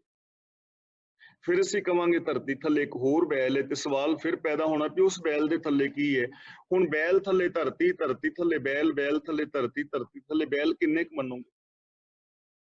ਤੇ ਜੇ ਧਰਤੀਆਂ ਹੀ ਨਹੀਂ ਕੱਲੀਆਂ, ਉੱਤੇ ਆਕਾਸ਼ ਨੇ ਉਹ ਜੋ ਦੀਸੈ ਅੰਬਰ ਤਾਰੇ, ਕਿਨ ਉਹ ਚੀਤੇ ਚੀਤਨ ਹਾਰੇ। ਉਹ ਤਾਰਿਆਂ ਦੇ ਥੱਲੇ ਕੌਣ ਹੈ, ਗ੍ਰਹਿਆਂ ਥੱਲੇ ਕੌਣ ਹੈ, ਨਕਸ਼ਤਰਾਂ ਥੱਲੇ ਕੌਣ ਹੈ? ਸੂਰਜ ਨੂੰ ਕਿਹੜੇ ਬੈਲ ਨੇ ਚੁੱਕਿਆ ਹੈ? ਵੈਸੇ ਤੇ ਧਰਮ ਗ੍ਰੰਥਾਂ ਦੇ ਅੰਦਰ ਲਿਖ ਦਿੱਤਾ ਹੈ ਕਿ ਸੂਰਜ ਦਾ ਵੀ ਇੱਕ ਰਥ ਹੈ, ਤੇ ਉਹਦੇ ਅੱਗੇ ਵੀ ਘੋੜੇ ਨੇ, ਤੇ ਉਹਦਾ ਵੀ ਰਥਵਾਈ ਹੈ। ਐਸਾ ਬਹੁਤ ਕੁਛ ਅੰਧ ਵਿਸ਼ਵਾਸ ਜਾਂ ਅਗਿਆਨਤਾ ਵਸ਼ ਲਿਖਿਆ ਮਿਲਦਾ ਹੈ। ਧਰਤੀ ਹੋਰ ਪਰੇ ਹੋਰ ਹੋਰ, ਇਸ ਤੇ ਭਾਰ ਤਲੈ ਕਵਣ ਜੋਰ। ਕਿ ਉਹਨਾਂ ਧਰਤੀਆਂ ਦੇ ਭਾਰ ਥੱਲੇ ਕਿਹੜਾ ਜ਼ੋਰ ਹੈ, ਕਿਹੜਾ ਜ਼ੋਰ ਹੈ, ਕਿਹੜੀ ਤਾਕਤ ਹੈ। ਤਾਂ ਇੱਥੇ ਇਸ ਅੰਧ ਵਿਸ਼ਵਾਸ ਦਾ ਖੰਡਨ ਕਰ ਰਹੇ ਨੇ ਕਿ ਇੱਥੇ ਕੀ ਹੈ, ਧੌਲ ਧਰਮ, ਧੌਲ ਹੀ ਇਹ ਧਰਮ ਹੀ ਹੈ। ਧਰਮ ਦਾ ਮਤਲਬ ਨਿਯਮ, ਬਜਵਾ ਨਿਯਮ, ਲਾ ਆਫ ਨੇਚਰ। ਜਿਵੇਂ ਸੁਖਮਨੀ ਸਾਹਿਬ ਜੀ ਦੇ ਵਿੱਚ ਆਉਂਦਾ ਨਾ, ਨਾਮ ਕੇ ਧਾਰੇ ਸਗਲੇ ਜੰਤ, ਨਾਮ ਕੇ ਧਾਰੇ ਖੰਡ ਬ੍ਰਹਿਮੰਡ, ਨਾਮ ਕੇ ਧਾਰੇ ਪੁਰੀਆਂ ਸਭ ਭਵਨ। ਉੱਥੇ ਵੀ ਨਾਮ ਦਾ ਮਤਲਬ ਹੁਕਮ ਹੈ, ਉੱਥੇ ਵੀ ਨਾਮ ਦਾ ਮਤਲਬ ਲਾ ਆਫ ਨੇਚਰ ਹੈ, ਕਿ ਨਾਮ ਦੇ ਹੁਕਮ ਦੇ ਧਾਰਨ ਕੀਤੇ ਹੋਏ ਹੀ ਸਾਰੇ ਜੀਵ ਜੰਤ ਨੇ। ਤਾਂ ਇੱਥੇ ਗੁਰਦੇਵ ਪਾਤਸ਼ਾਹ ਇਸ ਵਿਚਾਰਧਾਰਾ ਦਾ ਖੰਡਨ ਕਰ ਰਹੇ ਹਨ ਕਿ ਕੋਈ ਇੱਕ ਬੈਲ ਨੇ ਨਹੀਂ ਚੁੱਕਿਆ ਹੋਇਆ, ਧਰਤੀ ਇੱਕ ਨਹੀਂ ਹੈ, ਅਨੰਤ ਅਨੰਤ ਧਰਤੀਆਂ ਨੇ, ਉਹਨਾਂ ਦੀ ਕੋਈ ਗਿਣਤੀ ਨਹੀਂ। ਅਨੰਤ ਤਾਰੇ ਗ੍ਰਹਿ ਨਕਸ਼ਤਰ ਆਦਿਕ ਨੇ, ਸ੍ਰਿਸ਼ਟੀ ਪਰੇ ਤੋਂ ਪਰੇ ਖਿਲਰੀ ਹੋਈ ਹੈ। ਤੇ ਇਹ ਸਾਰੀ ਜੋ ਕਾਇਨਾਤ ਹੈ, ਇੱਕ ਰੱਬੀ ਹੁਕਮ ਦੇ ਅੰਦਰ, ਇੱਕ ਨਿਯਮ ਦੇ ਅੰਦਰ ਕੰਮ ਕਰ। ਜੀ ਜਾਤ ਰੰਗਾਂ ਕੇ ਨਾਮ, ਅਨੇਕਾਂ ਜੀ ਨੇ, ਅਨੇਕਾਂ ਉਹਨਾਂ ਦੀਆਂ ਜਾਤਾਂ ਨੇ, ਜਾਤਾਂ ਦਾ ਮਤਲਬ ਕਿਸਮਾਂ ਨੇ, ਅਨੇਕਾਂ ਉਹਨਾਂ ਦੇ ਨਾਮ ਨੇ। ਜੇ ਹੁਣ ਤੁਸੀਂ ਜੀਵ ਜਾਤ ਨੂੰ ਲਿਖਣਾ ਸ਼ੁਰੂ ਕਰੋ ਤੇ ਕਿੰਨੇ ਕੁ ਲਿਖ ਲੋਗੇ? ਕਿੰਨੀਆਂ ਕਿਸਮਾਂ ਨੇ, ਕਿੰਨੇ ਜੀਵ ਜੰਤ ਨੇ, ਇਹਨਾਂ ਦਾ ਲੇਖਾ ਲਿਖਿਆ ਹੀ ਨਹੀਂ ਨਾ ਜਾ ਸਕਦਾ। ਜੇ ਨਿੱਕੇ ਜਿਹੇ ਬੈਕਟੀਰੀਏ ਤੋਂ ਲੈ ਕੇ ਨਿੱਕੇ ਨਿੱਕੇ ਵਾਇਰਸ ਤੋਂ ਲੈ ਕੇ ਵੱਡੇ ਹਾਥੀਆਂ ਤੱਕ, ਡਾਇਨਾਸੌਰ ਤੱਕ, ਜੇ ਇਸ ਧਰਤੀ ਦੇ ਹੀ ਜੀਵ ਜੰਤ ਗਿਣਨਾ ਚਾਹੀਏ ਤੇ ਨਹੀਂ ਗਿਣ ਪਾਵਾਂਗੇ। ਤੇ ਫਿਰ ਅਨੰਤ ਧਰਤੀਆਂ ਨੇ, ਖੰਡ ਮੰਡਲ ਬ੍ਰਹਿਮੰਡ ਨੇ, ਇੰਨਾ ਵੱਡਾ ਪਸਾਰਾ ਹੈ, ਇਹਨਾਂ ਦਾ ਕੋਈ ਅੰਤ ਨਹੀਂ ਹੈ। ਸਭਨਾ ਲਿਖਿਆ ਵੁੜੀ ਕਲਾਮ। ਵੁੜੀ ਕਲਾਮ ਦਾ ਮਤਲਬ ਚੱਲਦੀ ਹੋਈ ਕਲਮ, ਤੇਜ਼ ਕਲਮ, ਰੱਬੀ ਕਲਮ। ਸਭਨਾ ਲਿਖਿਆ ਦਾ ਮਤਲਬ ਜੇ ਸਾਰੇ ਹੀ ਮਿਲ ਕੇ ਲਿਖਣ। ਇਹਦੇ ਦੋ ਅਰਥ ਕੀਤੇ ਨੇ ਵਿਦਵਾਨ ਪੁਰਸ਼ਾਂ ਨੇ। ਇੱਕ ਅਰਥ ਤਾਂ ਇਹ ਕੀਤਾ ਹੈ ਕਿ ਜੇ ਸਾਰੇ ਜੀਵ ਜੰਤ, ਅਨੇਕਾਂ ਜੀਵ ਨੇ, ਅਨੇਕਾਂ ਉਹਨਾਂ ਦੀਆਂ ਕਿਸਮਾਂ ਨੇ, ਅਨੇਕਾਂ ਰੰਗ ਨੇ, ਜੇ ਸਾਰੇ ਲੈ ਕੇ ਲਗਾਤਾਰ ਲਿਖਣਾ ਸ਼ੁਰੂ ਕਰ ਦੇਣ, ਨਿੱਕੇ ਨਿੱਕੇ ਬੈਕਟੀਰੀਏ ਵੀ ਲਿਖੀ ਜਾਣ, ਬੰਦੇ ਵੀ ਲਿਖੀ ਜਾਣ, ਹਾਥੀ ਵੀ ਲਿਖੀ ਜਾਂਦੇ, ਸਾਰੇ ਹੀ ਲਿਖੀ ਜਾਣ, ਤਾਂ ਇਹ ਲੇਖਾ ਫਿਰ ਕਿੰਨਾ ਖੋ ਜਾਏਗਾ। ਸਭਨਾ ਲਿਖਿਆ ਵੁੜੀ ਕਲਾਮ, ਇਹ ਲੇਖਾ ਲਿਖ ਜਾਣਾ ਕੋਏ। ਜਿਸ ਲੇਖੇ ਨੂੰ ਸਾਰੇ ਨੂੰ ਕਿ ਕਿੰਨਾ ਹੈ ਸੰਸਾਰ ਲਿਖ ਕੇ ਕੋਈ ਜਾਣਨਾ ਚਾਹੇ, ਤਾਂ ਗੁਰੂ ਜੀ ਕਹਿੰਦੇ ਨੇ ਸੋਚੋ, ਲੇਖਾ ਲਿਖਿਆ ਕੀਤਾ ਹੋਏ, ਉਹ ਲੇਖਾ ਕਿੰਨਾ ਹੋਏਗਾ? ਅਨੰਤ ਹੋਏਗਾ ਨਾ, ਲਿਖਿਆ ਹੀ ਨਹੀਂ ਜਾ ਸਕਦਾ। ਇੱਕ ਤਾਂ ਵਿਦਵਾਨ ਪੁਰਸ਼ਾਂ ਨੇ ਅਰਥ ਐਵੇਂ ਕੀਤੇ ਨੇ। ਦੂਜੇ ਜੋ ਵਿਦਵਾਨ ਨੇ ਉਹਨਾਂ ਨੇ ਅਰਥ ਇਸ ਢੰਗ ਦੇ ਨਾਲ ਕੀਤਾ ਹੈ ਕਿ ਜੀ ਜਾਤ ਰੰਗਾਂ ਕੇ ਨਾਮ, ਅਨੇਕਾਂ ਜੀਵ ਨੇ, ਅਨੇਕਾਂ ਉਹਨਾਂ ਦੇ ਰੰਗ ਨੇ, ਅਨੇਕਾਂ ਉਹਨਾਂ ਦੇ ਨਾਮ ਨੇ। ਸਭਨਾ ਲਿਖਿਆ ਵੁੜੀ ਕਲਾਮ, ਸਭ ਦੇ ਮਸਤਕ ਤੇ ਕਲਮ ਚੱਲੀ ਹੋਈ ਹੈ, ਯਾਨੀ ਲੇਖਾ ਲਿਖਿਆ ਹੋਇਆ ਹੈ। ਉਸ ਲੇਖੇ ਤੋਂ ਬਾਹਰ ਨਹੀਂ ਕੋਈ ਜਾ ਸਕਦਾ। ਤੇ ਯਾਦ ਰੱਖਣਾ, ਉਹ ਲੇਖਾ ਮੱਥੇ ਤੇ ਕਿਸਮਤ ਨਹੀਂ ਲਿਖੀ ਹੋਈ, ਇਹ ਨਹੀਂ ਹੈ। ਸਿਸਟਮ, ਸਭ ਦੇ ਮੱਥੇ ਤੇ ਸਿਸਟਮ ਲਿਖਿਆ। ਲਿਖਿਆ ਦਾ ਮਤਲਬ ਇਹ ਲਾਗੂ ਹੈ, ਲਿਖੇ ਦਾ ਮਤਲਬ ਕਲਮ ਨਾਲ ਲਿਖਿਆ ਹੋਇਆ ਨਹੀਂ ਹੈ। ਰੱਬੀ ਨਿਯਮ ਸਾਰਿਆਂ ਤੇ ਲਾਗੂ ਨੇ। ਜਿਵੇਂ ਮੈਂ ਆਕਸੀਜਨ ਨਾਲ ਜਿੰਦਾ ਹਾਂ ਨਾ, ਤੇ ਤੁਸੀਂ ਵੀ ਆਕਸੀਜਨ ਨਾਲ ਹੀ ਜਿੰਦਾ ਹੋ। ਅਸੀਂ ਕਾਰਬਨ ਮੋਨੋਆਕਸਾਈਡ ਨਾਲ ਜਿੰਦਾ ਨਹੀਂ ਰਹਿ ਸਕਦੇ। ਪਾਣੀ ਡੋਬਦਾ ਹੈ ਤੇ ਸਭ ਨੂੰ ਹੀ ਡੋਬੇਗਾ, ਜੇ ਤਰਨਾ ਨਹੀਂ ਹੁੰਦਾ ਤੇ ਡੋਬੇਗਾ ਸਾਰਿਆਂ ਨੂੰ। ਸਾਰਿਆਂ ਵਾਸਤੇ ਇਹ ਨੇਮ ਇੱਕ ਹੈ। ਸੂਰਜ ਉੱਗੇਗਾ ਤੇ ਚਾਨਣਾ ਸਾਰਿਆਂ ਨੂੰ ਬਰਾਬਰ ਦੇਵੇਗਾ। ਹਵਾ ਚੱਲ ਰਹੀ ਤੇ ਸਾਰਿਆਂ ਨੂੰ ਹਵਾ ਬਰਾਬਰ ਲੱਗ ਰਹੀ ਹੈ। ਧਰਤੀ ਸਾਰਿਆਂ ਵਾਸਤੇ ਇੱਕ ਹੈ। ਇਹ ਨੇਮ ਸਾਰਿਆਂ ਦੇ ਉੱਤੇ ਲਿਖਿਆ ਹੋਇਆ ਹੈ, ਯਾਨੀ ਉਹ ਰੱਬੀ ਕਾਨੂੰਨ ਸਭ ਦੇ ਉੱਤੇ ਲਾਗੂ ਨੇ। ਇਹ ਲੇਖਾ ਲਿਖ ਜਾਣੇ ਕੋਈ, ਤੇ ਜੇ ਇਸ ਲੇਖੇ ਜੋਖੇ ਨੂੰ ਕੋਈ ਲਿਖ ਕੇ ਜਾਣਨਾ ਚਾਹੇ, ਅੰਤ ਪਾਣਾ ਚਾਹਣਾ ਚਾਹੇ, ਤਾਂ ਗੁਰੂ ਜੀ ਕਹਿੰਦੇ ਨੇ ਲੇਖਾ ਲਿਖਿਆ ਕੀਤਾ ਹੋਏ। ਕਿੰਨਾ ਹੋਵੇਗਾ ਉਹ ਲੇਖਾ, ਕਿੰਨਾ ਕੁ ਲਿਖ ਲੋਗੇ? ਯਾਨੀ ਉਹ ਲੇਖਾ ਅਨੰਤ ਹੋਏਗਾ, ਲਿਖਿਆ ਨਹੀਂ ਜਾ ਸਕੇਗਾ, ਅੰਦਾਜ਼ਾ ਨਹੀਂ ਲਗਾਇਆ ਜਾ ਸਕਦਾ। ਅਸੀਂ ਇਸ ਸੰਸਾਰ ਦੀ ਕਲਪਨਾ ਵੀ ਨਹੀਂ ਕਰ ਸਕਦੇ ਕਿ ਕਿੰਨਾ ਹੋਏਗਾ, ਕਲਪਨਾ ਤੋਂ ਵੀ ਪਰੇ ਹੈ।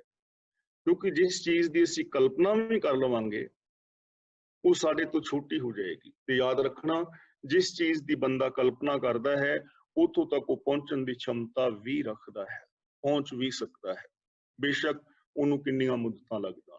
ਖੈਰ, ਹੁਣ ਇਹ ਸਾਰਾ ਕੁਝ ਅਨੰਤ ਹੈ, ਇਹਦਾ ਅੰਤ ਨਹੀਂ ਪੈ ਸਕਦਾ। ਇਹ ਅੱਗੇ ਚੱਲ ਕੇ ਅਸੀਂ ਇਸ ਸ਼ਬਦ ਦੇ ਅੰਦਰ ਅਸੀਂ ਪੜ੍ਹਨ ਦਾ ਯਤਨ ਕਰਾਂਗੇ ਕਿ ਕਿਵੇਂ ਇਹ ਅੰਤ ਹੈ।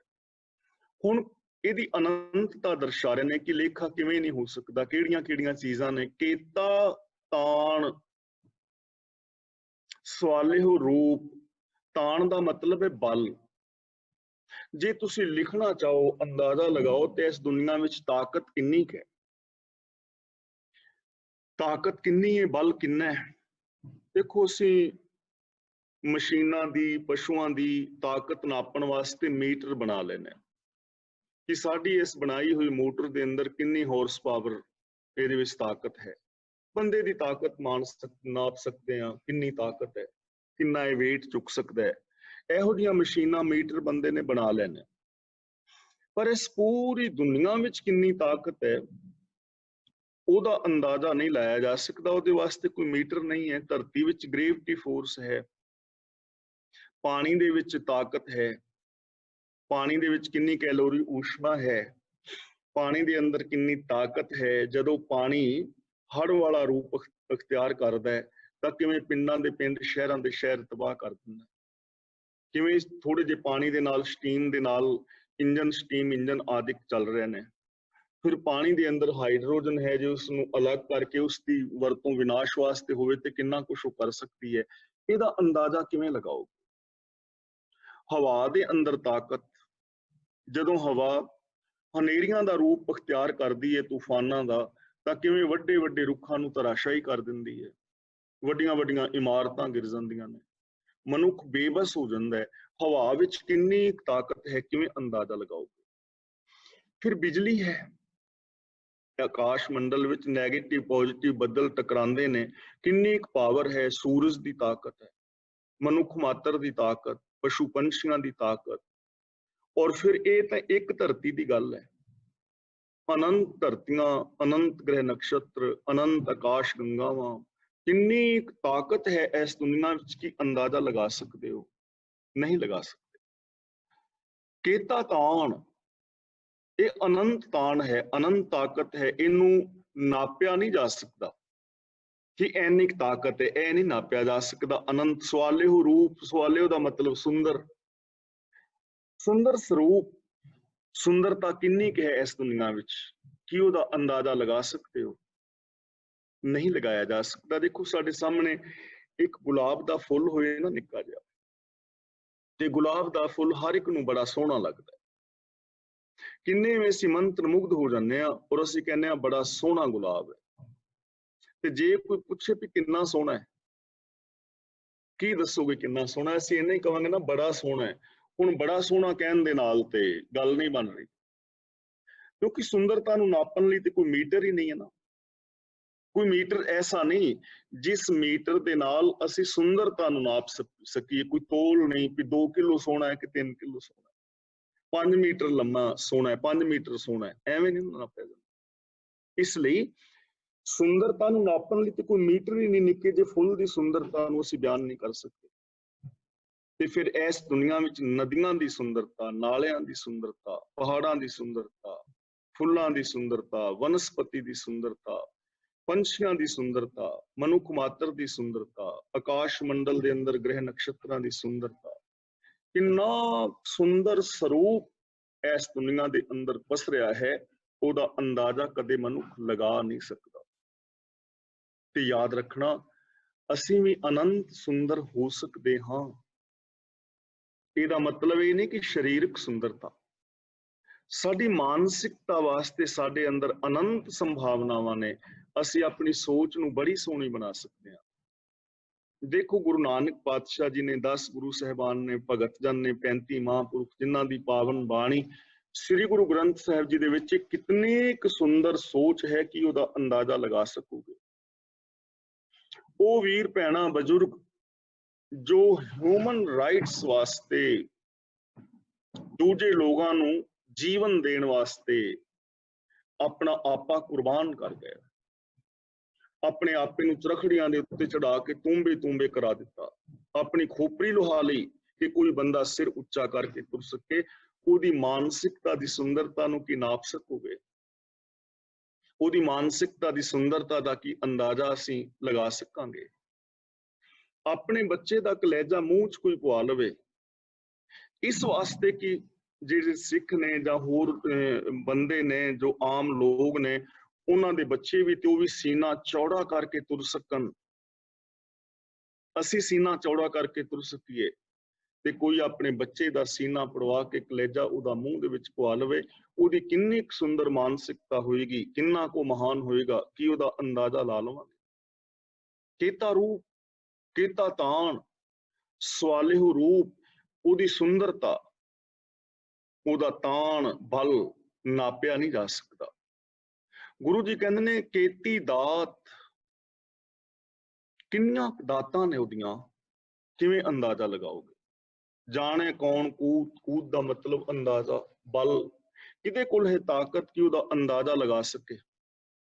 ਕਿੰਨੀਆਂ ਕੁ ਦਾਤਾਂ ਨੇ, ਅੰਦਾਜ਼ਾ ਲਗਾ ਸਕਦੇ ਆ ਕਿ ਇਸ ਧਰਤੀ ਵਿੱਚ ਪਾਣੀ ਕਿੰਨਾ ਹੈ, ਕਿੰਨੇ ਲੀਟਰ ਪਾਣੀ ਹੈ। 75% ਪਾਣੀ ਅਸੀਂ ਕਹਿੰਦੇ ਆ ਨਾ, ਲੇਕਿਨ ਉਹਦਾ ਨਾਪ ਤੋਲ ਕਿੰਨੇ ਕੁ ਲੀਟਰ ਹੋਏਗਾ, ਕੋਈ ਅੰਦਾਜ਼ਾ ਲਗਾ ਸਕਦਾ ਹੈ? ਨਹੀਂ। ਧਰਤੀ ਵਿੱਚ ਕਿੰਨੀ ਕੁ ਉਪਜਾਊ ਸ਼ਕਤੀ ਹੈ, ਕਿਵੇਂ ਅੰਦਾਜ਼ਾ ਲਗਾਓਗੇ? ਇਸ ਧਰਤੀ ਅੰਦਰ ਪੈਟਰੋਲੀਅਮ ਪਦਾਰਥ, ਲਵਣੀਏ ਪਦਾਰਥ, ਛਾਰੀਏ ਪਦਾਰਥ, ਤੈਲੀਏ ਪਦਾਰਥ, ਸੋਨੇ ਦੀਆਂ ਖਾਨਾਂ, ਚਾਂਦੀ ਦੀਆਂ ਖਾਨਾਂ, ਅਬਰਕ ਦੀਆਂ ਖਾਨਾਂ, ਅਨੇਕਾਂ ਕਿਸਮ ਦਾ ਅਨਾਜ, ਅਨੇਕਾਂ ਕਿਸਮ ਦੇ ਫਲ ਫੁੱਲ, ਵਨਸਪਤੀ, ਇੰਨੀਆਂ ਦਾਤਾਂ ਨੇ ਕਿ ਇਹਦਾ ਅੰਦਾਜ਼ਾ ਕੋਈ ਲਗਾ ਸਕਦਾ ਹੈ? ਤੇ ਫਿਰ ਇਹ ਤੇ ਇੱਕ ਧਰਤੀ ਹੈ, ਅਨੰਤ ਬ੍ਰਹਿਮੰਡ ਵਿੱਚ ਅਨੰਤ ਦਾਤਾਂ ਨੇ, ਉਹਦਾ ਅੰਦਾਜ਼ਾ ਕੋਈ ਕਿਵੇਂ ਲਗਾਏਗਾ? ਯਾਨੀ ਇੱਥੇ ਸਭ ਕੁਝ ਅਨੰਤ ਅਨੰਤ ਹੈ। ਜੇ ਕੱਲ ਨੂੰ ਇਸ ਧਰਤੀ ਤੋਂ ਮੁੱਕ ਵੀ ਜਾਏ ਨਾ ਸਾਰਾ ਕੁਝ, ਸਪੋਜ਼ ਸ਼ਬਦ ਵਰਤ ਰਿਹਾ, ਤਾਂ ਹੋਰ ਖੰਡ ਬ੍ਰਹਿਮੰਡਾਂ ਦੇ ਵਿੱਚ ਜੀਵਨ ਹੋ ਸਕਦਾ, ਬੰਦਾ ਉੱਥੇ ਜਾ ਸਕਦਾ। ਸਾਇੰਸਦਾਨ ਸੋਚ ਰਹੇ ਨੇ ਨਾ, ਕਹਿਣ ਤੋਂ ਭਾਵ ਕਿ ਅਨੰਤ ਨੇ ਬ੍ਰਹਿਮੰਡ, ਅਨੰਤ ਨੇ ਦਾਤਾਂ। ਤਾਂ ਇੱਥੋਂ ਸਾਨੂੰ ਕੀ ਮਿਲਦਾ ਹੈ ਜੀਵਨ ਜੀਣ ਵਾਸਤੇ? ਸਾਡੇ ਅੰਦਰ ਇਹ ਹੁੰਦਾ ਨਾ ਕਿ ਸਾਡੇ ਕੋਲ ਬਹੁਤ ਕੁਝ ਥੋੜਾ ਹੈ, ਹਾਏ ਦੂਜੇ ਗੁਆਂਢੀ ਦਾ ਇੰਨਾ ਬਣ ਗਿਆ, ਹਾਏ ਦੂਜੇ ਗੁਆਂਢੀ ਨੇ ਵੱਡੀ ਕਾਰ ਲੈਣ ਦੀ, ਦੂਜੇ ਗੁਆਂਢੀ ਨੇ ਟਰੱਕ ਲੈਣ ਦਾ, ਅਸੀਂ ਸੜ ਪੈ ਮਰਦੇ ਹਾਂ। ਦੂਜੇ ਦਾ ਬੱਚਾ ਇੰਨੇ ਨੰਬਰ ਲੈ ਗਿਆ, ਉਹਦਾ ਮੁੰਡਾ ਪਟਵਾਰੀ ਲੱਗ ਗਿਆ, ਉਹਦਾ ਮੁੰਡਾ, ਅਸੀਂ ਇਹ ਕੁਛ ਕਰਦੇ ਹਾਂ, ਹਾਏ ਦੂਜੇ ਦੀ ਨੂੰਹ ਕਿੰਨਾ ਕੁਛ ਲੈ ਕੇ ਆਈ। ਛੱਡਦੇ ਆ ਨਾ, ਆਮ ਬੰਦਾ, ਸਾਰਿਆਂ ਦੀ ਗੱਲ ਨਹੀਂ, ਆਮ ਮਨੁੱਖਤਾ, ਸਾਡੀਆਂ ਥੋੜਾ ਹੀ ਨਹੀਂ ਪੂਰੀਆਂ ਹੁੰਦੀਆਂ, ਅਸੀਂ ਥੋੜਾ ਮਾਰੇ ਰਹਿੰਦੇ ਹਾਂ। ਉਹਦਾ ਰੀਜ਼ਨ ਕੀ ਹੈ ਕਿ ਸਾਡੀ ਸੋਚ ਬੜੀ ਸੀਮਤ ਹੈ।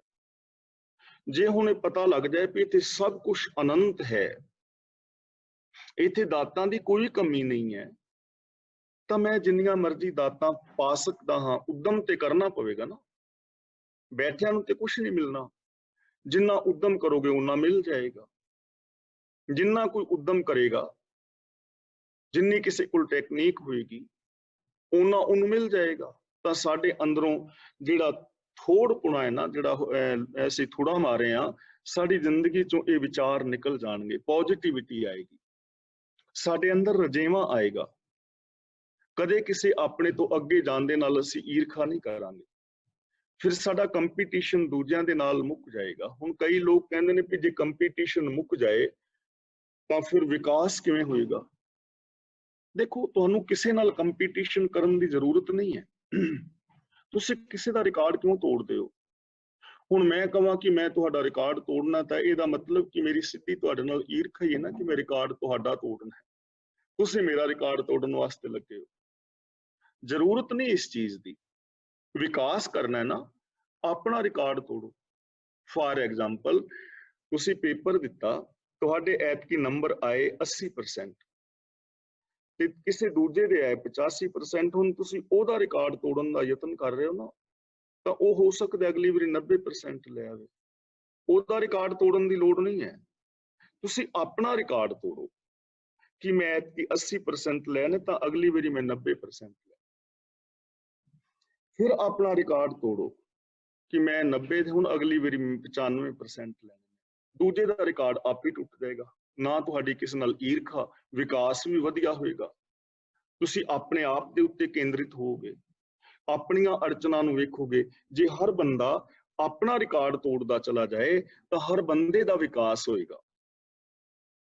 ਹੁਣ ਜੇ ਅਸੀਂ ਇਹੋ ਜਿਹਾ ਰਿਕਾਰਡ, ਜ਼ਰੂਰੀ ਨਹੀਂ ਕਿ ਨੰਬਰਾਂ ਦੀ ਗੱਲ ਹੀ ਹੈ ਕਿ ਹੁਣ ਅਸੀਂ ਕੀ ਕਰੀਏ ਯਾਰ, ਅਸੀਂ ਤਾਂ ਹੁਣ ਬੁੱਢੇ ਆ ਸਾਰੇ, 60 ਸਾਲ ਉਮਰ ਹੋ ਗਈ ਤੇ ਹੁਣ ਰਿਕਾਰਡ ਕਾਹਦਾ ਤੋੜਨਾ, ਹੁਣ ਤੇ ਗੋਡੇ ਨਹੀਂ ਹਿਲਦੇ। ਕੋਈ ਗੱਲ ਨਹੀਂ, ਹਾਲੇ ਵੀ ਸਾਡੇ ਕੋਲ ਰਿਕਾਰਡ ਤੋੜਨ ਵਾਸਤੇ ਬਹੁਤ ਕੁਛ ਹੈ। ਜਿੰਨੇ ਅਸੀਂ ਆਪ ਬੈਠੇ ਆ ਨਾ ਵੀਰ ਭੈਣਾਂ ਸੁਣ ਰਹੇ ਆ, ਅਸੀਂ ਆਪਣਾ ਰਿਕਾਰਡ ਤੋੜ ਸਕਦੇ ਹਾਂ। ਸਾਡੇ ਵਿੱਚ ਕਈ ਕਮੀਆਂ ਹੋਣਗੀਆਂ ਨਾ, ਸਾਡੀ ਬੋਲਬਾਣੀ ਮਾੜੀ ਹੋਣੀ ਹੈ, ਤਾਂ ਬੋਲਬਾਣੀ ਦਾ ਰਿਕਾਰਡ ਤੋੜੋ ਕਿ ਹੁਣ ਆਪਣੀ ਬੋਲਬਾਣੀ ਚੰਗੀ ਕਰਨੀ, ਕੱਲ ਨਾਲੋਂ ਹੋਰ ਚੰਗੀ, ਪਰਸੋਂ ਨਾਲੋਂ ਹੋਰ ਚੰਗੀ। ਸਬਜ਼ੀ ਭਾਜੀ ਬਣਾਉਂਦੇ ਹੋ ਨਾ ਘਰ ਸਾਰੀਆਂ ਭੈਣਾਂ, ਤੇ ਆਪਣਾ ਰਿਕਾਰਡ ਤੋੜੋ ਵੀ ਕੱਲ ਨੂੰ ਹੋਰ ਸਬਜ਼ੀ ਚੰਗੀ ਬਣਾਉਣੀ ਹੈ, ਤਾਂ ਮਹੀਨੇ 2 ਮਹੀਨੇ ਦੇ ਵਿੱਚ 5 ਸਟਾਰ ਹੋਟਲ ਵਰਗੀ ਬਣਾਉਣੀ ਸ਼ੁਰੂ ਕਰੋ। ਤੇ ਕੱਪੜੇ ਨੇ ਮੈਂ ਪ੍ਰੈਸ ਕਰਨਾ ਚੰਗੇ ਤੇ ਉਹਨੂੰ ਹੋਰ, ਸਫਾਈ ਹੈ ਤਾਂ ਹੋਰ, ਵਿਹਾਰ ਹੈ ਤਾਂ ਉਹਨੂੰ ਹੋਰ। ਯਾਨੀ ਸਾਡੇ ਕੋਲ ਬਹੁਤ ਕੁਛ ਹੈ ਵਿਕਾਸ ਕਰਨ ਲਈ, ਚੰਗਾ ਸੋਚਣ ਲਈ, ਚੰਗਾ ਬੋਲਣ ਲਈ। ਥੋੜੀ ਥੋੜੀ ਕਸਰਤ ਕਰਨੀ ਸ਼ੁਰੂ ਕਰ ਲਓ, ਥੋੜੀ ਸੈਰ ਕਰਨੀ ਸ਼ੁਰੂ ਕਰ ਲਓ, ਗਾਰਡਨਿੰਗ ਕਰਨੀ ਸ਼ੁਰੂ ਕਰ ਲਓ। ਹੋਰ ਨਹੀਂ ਤੇ ਆਪਣੇ ਕੋਈ ਪੋਤੀਆਂ ਪੋਤਿਆਂ ਨੂੰ ਕੋਲ ਬਿਠਾ ਕੇ ਹੀ ਤੁਸੀਂ ਆਪਣਾ ਪੰਜਾਬੀ ਪੜ੍ਹਾਉਣੀ ਸ਼ੁਰੂ ਕਰ ਦਿਓ, ਪੰਜਾਬੀ ਬੋਲਣੀ ਉਹਨਾਂ ਨਾਲ ਸ਼ੁਰੂ ਕਰ ਦਿਓ। ਇਹ ਰਿਕਾਰਡ ਤੋੜੋ ਕਿ ਮੈਂ ਆਪਣੇ ਪੋਤਰੀ ਪੋਤਰਿਆਂ ਨੂੰ ਐਨ ਪੰਜਾਬੀ ਪੜ੍ਹਾ ਦੇਣੀ ਹੈ, ਪੂਰਾ ਪੰਜਾਬੀ ਬੋਲਣਗੇ, ਇਹ ਮੈਂ ਰਿਕਾਰਡ ਤੋੜਨਾ ਆਪਣਾ ਹੁਣ ਤੱਕ ਦਾ, ਤਾਂ ਬੜਾ ਕੁਛ ਵਿਕਾਸ ਹੋਏਗਾ। ਪਰ ਅਸੀਂ ਕਹਿਣਾ ਨਾ ਜੀ, ਬੱਚੇ ਤੇ ਕਿਸੇ ਦੀ ਗੱਲ ਮੰਨਦੇ ਹੀ ਨਹੀਂ, ਅਸੀਂ ਇੱਥੇ ਕਹਿ ਕੇ ਬਸ ਹੋ ਜਾਓ। ਮੰਨਣਗੇ, ਤੁਸੀਂ ਰਿਕਾਰਡ ਤੋੜੋ ਆਪਣਾ ਕਿ ਮੈਂ ਐਸਾ ਰਿਕਾਰਡ ਕਾਇਮ ਕਰਨਾ ਕਿ ਬੱਚੇ ਮੇਰੀ ਗੱਲ ਮੰਨਣ। ਇਹਦਾ ਮਤਲਬ ਇਹ ਨਹੀਂ ਕਿ ਡੰਡੇ ਨਾਲ, ਉਹਨਾਂ ਬੱਚਿਆਂ ਨਾਲ ਪਿਆਰ ਕਰੋ, ਬੱਚਿਆਂ ਦੇ ਨਾਲ ਆਪਣਾ ਵਿਹਾਰ ਬਦਲੋ। ਇੱਕ ਤਰ੍ਹਾਂ ਗੱਲ ਨਹੀਂ ਮੰਨੇ ਤਾਂ ਆਪਣਾ ਢੰਗ ਬਦਲੋ।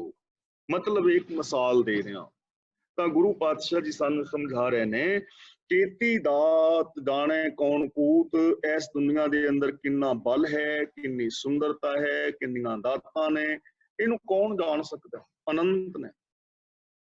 ਤਾਂ ਇਥੋਂ ਸਾਨੂੰ ਜ਼ਿੰਦਗੀ ਜੀਣ ਲਈ ਜੋ ਚੀਜ਼ ਮਿਲ ਰਹੀ ਹੈ ਉਹ ਇਹ ਹੈ ਕਿ ਸਾਡੇ ਅੰਦਰ ਅਨੰਤ ਸੰਭਾਵਨਾਵਾਂ ਨੇ। ਹੁਣ ਸੰਸਾਰ ਦੀ ਰਚਨਾ ਬਾਰੇ ਕਹਿ ਰਹੇ ਨੇ, ਕੀਤਾ ਪਸਾਓ ਏਕੋ ਕਵਾਓ। ਇੱਥੇ ਕਵਾਓ ਦਾ ਅਰਥ ਬਹੁਤਿਆਂ ਨੇ, ਵਿਦਵਾਨ ਪੁਰਸ਼ਾਂ ਨੇ ਸ਼ਬਦ ਕੀਤਾ ਹੈ ਕਿ ਸ਼ਬਦ, ਕੋਈ ਸ਼ਬਦ ਬੋਲਿਆ, ਜਿਵੇਂ ਕਈ ਲੋਕ ਕਹਿੰਦੇ ਨੇ ਕੁਨ ਬੋਲਿਆ ਰੱਬ ਨੇ, ਜਾਂ ਯੋਗੋ ਸਲਾਮ ਬੋਲਿਆ, ਜਾਂ ਕੁਛ ਹੋਰ ਸ਼ਬਦ, ਓਮ ਦੀ ਧੁਨੀ ਕੀਤੀ, ਓਮਕਾਰ ਦੀ ਧੁਨੀ ਕੀਤੀ। ਇੱਥੇ ਉਹਦੀ ਗੱਲ ਨਹੀਂ ਹੈ, ਇੱਥੇ ਕਵਾਓ ਦਾ ਮਤਲਬ ਹੈ ਹੁਕਮ, ਸਿਸਟਮ। ਕੀਤਾ ਪਸਾਓ, ਪਸਾਓ ਦਾ ਮਤਲਬ ਪਸਾਰਾ। ਏਕੋ ਕਵਾਓ, ਇੱਕ ਹੁਕਮ, ਇੱਕ ਹੁਕਮ ਦਾ ਮਤਲਬ ਲਾ ਆਫ ਨੇਚਰ, ਇੱਕ ਹੁਕਮ ਦਾ ਮਤਲਬ ਸਿਸਟਮ। ਕਿ ਪ੍ਰਭੂ ਨੇ ਇਹ ਸਾਰਾ ਜਿਹੜਾ ਪਸਾਰਾ ਹੈ ਇੱਕ ਸਿਸਟਮ ਤੋਂ ਕੀਤਾ, ਹੁਕਮ। ਲਾ ਆਫ ਨੇਚਰ, ਉਸ ਲਾ ਦੇ ਅੰਦਰ, ਉਸ ਲਾ ਆਫ ਨੇਚਰ ਦੇ ਅੰਦਰ, ਰੱਬੀ ਹੁਕਮ ਦੇ ਅੰਦਰ ਇਹ ਸਾਰਾ ਕੁਛ ਹੋਇਆ। ਪਸਾਓ, ਪਸਾਓ ਦਾ ਮਤਲਬ ਪਸਾਰਾ, ਕਵਾਓ ਦਾ ਮਤਲਬ ਹੁਕਮ। ਇਸ ਹੁਕਮ ਵਾਸਤੇ ਤੁਸੀਂ ਸ਼ਬਦ ਸਿਸਟਮ ਵਰਤ ਸਕਦੇ ਹੋ, ਇਹਨੂੰ ਸਮਝਣ ਵਾਸਤੇ ਲਾ ਆਫ ਨੇਚਰ ਸ਼ਬਦ ਕਹਿ ਸਕਦੇ ਹੋ। ਰਜਾ, ਭਾਣਾ, ਹੁਕਮ, ਲੇਖ, ਇਹਨਾਂ ਸਾਰਿਆਂ ਦਾ ਇੱਕੋ ਹੀ ਸ਼ਬਦ ਅਸੀਂ ਵਰਤ ਸਕਦੇ ਹਾਂ, ਸਿਸਟਮ ਜਾਂ ਲਾ ਆਫ ਨੇਚਰ। ਤਾਂ ਕੀਤਾ ਪਸਾਓ ਏਕੋ ਕਵਾਓ, ਪ੍ਰਭੂ ਨੇ ਇੱਕ ਹੁਕਮ ਤੋਂ ਸਾਰਾ ਸੰਸਾਰ ਸਿਰਜਿਆ, ਔਰ ਉਸ ਹੁਕਮ ਸਿਸਟਮ ਦੇ ਅੰਦਰ ਹੀ ਉਹ ਚੱਲ ਰਿਹਾ ਹੈ, ਪਾਲਣਾ ਵੀ ਹੋ ਰਹੀ ਹੈ, ਵਿਨਾਸ਼ ਵੀ ਹੋ ਰਿਹਾ। ਨਿਕਾਸ, ਵਿਕਾਸ ਔਰ ਨਿਕਾਸ ਔਰ ਵਿਕਾਸ ਤੇ ਵਿਨਾਸ਼, ਇਹ ਤਿੰਨੇ ਚੀਜ਼ਾਂ, ਜਨਮ, ਜੀਵਨ ਤੇ ਮੌਤ, ਇਹ ਸਭ ਹੁਕਮ ਦੇ ਅੰਦਰ। ਆਮ ਖਿਆਲ ਇਹ ਸੀ ਕਿ ਇਸ ਸੰਸਾਰ ਨੂੰ ਬ੍ਰਹਮਾ ਨੇ ਪੈਦਾ ਕੀਤਾ, ਵਿਸ਼ਨੂੰ ਇਹਦੀ ਪਾਲਣਾ ਕਰਦਾ, ਸ਼ਿਵ ਇਹਦਾ ਵਿਨਾਸ਼ ਕਰਦਾ। ਗੁਰੂ ਜੀ ਕਹਿੰਦੇ ਨੇ ਐਸਾ ਕੁਛ ਨਹੀਂ ਹੈ ਕਿ ਤਿੰਨ ਵੱਖਰੀਆਂ ਵੱਖਰੀਆਂ ਸ਼ਕਤੀਆਂ, ਕੋਈ ਪਾਲ ਰਿਹਾ ਹੈ, ਕੋਈ ਸੰਚਾਲਨ ਕਰ ਰਿਹਾ ਹੈ, ਉਹਨੇ ਆਪਣੀ ਲੇਬਰ ਅੱਗੇ ਰੱਖੀ ਹੈ ਜਾਂ ਕਿਸੇ ਨੂੰ ਕੋਈ ਕੰਮ ਕਰਾਂਦਾ ਕੋਈ ਕੰਮ, ਐਵੇਂ ਨਹੀਂ। ਸਿਰਫ ਜੋ ਕੁਛ ਪਾਇਆ ਸੋ ਏਕਾ ਵਾਰ, ਜੋ ਕੁਛ ਪਾਣਾ ਇੱਕੋ ਵਾਰੀ ਪਾ ਦਿੱਤਾ ਹੈ। ਸਿਸਟਮ, ਨਿਯਮ ਇੱਕੋ ਵਾਰੀ ਨੇ। ਉਹਨਾਂ ਨਿਯਮਾਂ ਦੇ ਅੰਦਰ ਸਾਰਾ ਕੁਛ ਆਟੋਮੈਟਿਕਲੀ ਚੱਲ ਰਿਹਾ ਹੈ, ਚੱਲਦਾ ਰਹੇਗਾ ਔਰ ਚੱਲਦਾ ਆਇਆ ਹੈ। ਕੀਤਾ ਪਸਾਓ ਏਕੋ ਕਵਾਓ, ਤੇ ਉਸ ਹੁਕਮ ਦੇ ਅੰਦਰ ਜੋ ਪਸਾਰਾ ਕੀਤਾ, ਉਸ ਪਸਾਰੇ ਤੋਂ ਕੀ ਹੋਇਆ? ਤਿਸਤੇ ਹੋਏ ਲੱਖ ਦਰਿਆਓ। ਲੱਖ ਦਾ ਮਤਲਬ ਲੱਖਾਂ। ਜੇ 1 ਲੱਖ ਹੁੰਦਾ ਤੇ ਲੱਖ ਦੇ ਖੱਖੇ ਥੱਲੇ ਔਂਕੜ ਹੋਣਾ ਸੀ। ਲੱਖ ਦਰਿਆਓ, ਲੱਖਾਂ ਦਰਿਆ। ਤੇ ਇੱਥੇ ਦਰਿਆ ਪਾਣੀ ਦੇ ਨਹੀਂ, ਇੱਥੇ ਦਰਿਆ ਦਾ ਮਤਲਬ ਲੱਖਾਂ ਜ਼ਿੰਦਗੀਆਂ ਦੇ ਦਰਿਆ, ਲੱਖਾਂ ਜ਼ਿੰਦਗੀਆਂ ਦੇ ਦਰਿਆ, ਲੱਖਾਂ ਖੰਡਾਂ ਬ੍ਰਹਿਮੰਡਾਂ ਦੇ ਦਰਿਆ। ਤੇ ਦਰਿਆ ਦਾ ਕੋਈ ਅੰਤ ਨਹੀਂ ਹੁੰਦਾ, ਕਿੰਨਾ ਕੁ ਪਾਣੀ ਹੈ। ਅਨੰਤ ਜ਼ਿੰਦਗੀਆਂ ਦੇ ਦਰਿਆ ਚੱਲ ਪਏ, ਅਨੰਤ ਜ਼ਿੰਦਗੀਆਂ ਪੈਦਾ ਹੋ ਗਈਆਂ, ਅਨੰਤ ਖੰਡ ਮੰਡਲ ਬ੍ਰਹਿਮੰਡ ਸਿਰਜੇ ਗਏ। ਉਹਨਾਂ ਦਾ ਵਿਕਾਸ ਹੋ ਰਿਹਾ ਹੈ, ਉਹਨਾਂ ਦਾ ਵਿਨਾਸ਼ ਹੋ ਰਿਹਾ ਹੈ, ਸੰਚਾਲਨ ਹੋ ਰਿਹਾ ਹੈ। ਤੇ ਕਾਹਦੇ ਵਿੱਚ ਹੋ ਰਿਹਾ? ਸਿਸਟਮ ਵਿੱਚ, ਲਾ ਆਫ ਨੇਚਰ ਵਿੱਚ। ਆਪਣੇ ਸਰੀਰ ਵੱਲ ਝਾਤ ਮਾਰੀਏ ਤਾਂ ਸਾਡੇ ਸਰੀਰ ਦੇ ਅੰਦਰ ਹਰ ਰੋਜ਼ ਲੱਖਾਂ ਸੈੱਲ ਪੈਦਾ ਹੋ ਰਹੇ ਹਨ। ਲੱਖਾਂ ਸੈੱਲ ਪੁਰਾਣੇ ਮਰ ਰਹੇ ਨੇ, ਨਵੇਂ ਪੈਦਾ ਹੋ ਰਹੇ ਨੇ। ਇਸ ਸਿਸਟਮ ਦੇ ਅੰਦਰ ਬੰਦਾ ਜਨਮਦਾ ਹੈ, ਵੱਡਾ ਹੁੰਦਾ ਹੈ, ਜਵਾਨ ਹੁੰਦਾ ਹੈ, ਬਜ਼ੁਰਗ ਹੁੰਦਾ ਹੈ, ਆਖਿਰ ਖਤਮ ਹੋ ਜਾਂਦਾ ਹੈ ਔਰ ਜਲਾ ਦਿੱਤਾ ਜਾਂਦਾ ਹੈ, ਰਾਖ ਹੋ ਜਾਂਦਾ ਹੈ, ਤੱਤ ਤੱਤਾਂ ਵਿੱਚ ਮਿਲ ਜਾਂਦੇ ਨੇ, ਰੀਸਾਈਕਲਿੰਗ ਹੋ ਜਾਂਦੀ ਹੈ। ਇਹ ਸਾਰਾ ਕੁਝ ਸਿਸਟਮ ਦੇ ਅੰਦਰ ਚੱਲੀ ਜਾ ਰਿਹਾ ਹੈ, ਸਾਰਾ ਕੁਝ ਹੁਕਮ ਦੇ ਅੰਦਰ ਚੱਲੀ ਜਾ ਰਿਹਾ ਹੈ। ਲੱਖਾਂ ਜ਼ਿੰਦਗੀਆਂ ਦੇ ਦਰਿਆ ਉਹਦੇ ਹੁਕਮ ਦੇ ਅੰਦਰ ਨੇ, ਉਹਦੇ ਭਾਣੇ ਦੇ ਅੰਦਰ ਨੇ, ਉਹਦੀ ਰਜ਼ਾ ਦੇ ਵਿੱਚ ਨੇ। ਜਿਸ ਸਿਸਟਮ ਰਾਹੀਂ ਮੇਰੀ ਜ਼ਿੰਦਗੀ ਚੱਲ ਰਹੀ ਹੈ, ਉਸੇ ਸਿਸਟਮ ਰਾਹੀਂ ਤੁਹਾਡੀ ਜ਼ਿੰਦਗੀ ਚੱਲ ਰਹੀ ਹੈ। ਵਿਨਾਸ਼, ਵਿਕਾਸ, ਆਦਿਕ ਔਰ ਨਿਕਾਸ ਦਾ ਇੱਕੋ ਹੀ ਸਾਧਨ ਹੈ, ਇੱਕੋ ਹੀ ਕਰਤਾ ਹੈ, ਮੇਰੇ ਤੁਹਾਡੇ ਸਾਰਿਆਂ ਦੇ ਅੰਦਰ ਸਮਾਇਆ ਹੋਇਆ ਹੈ।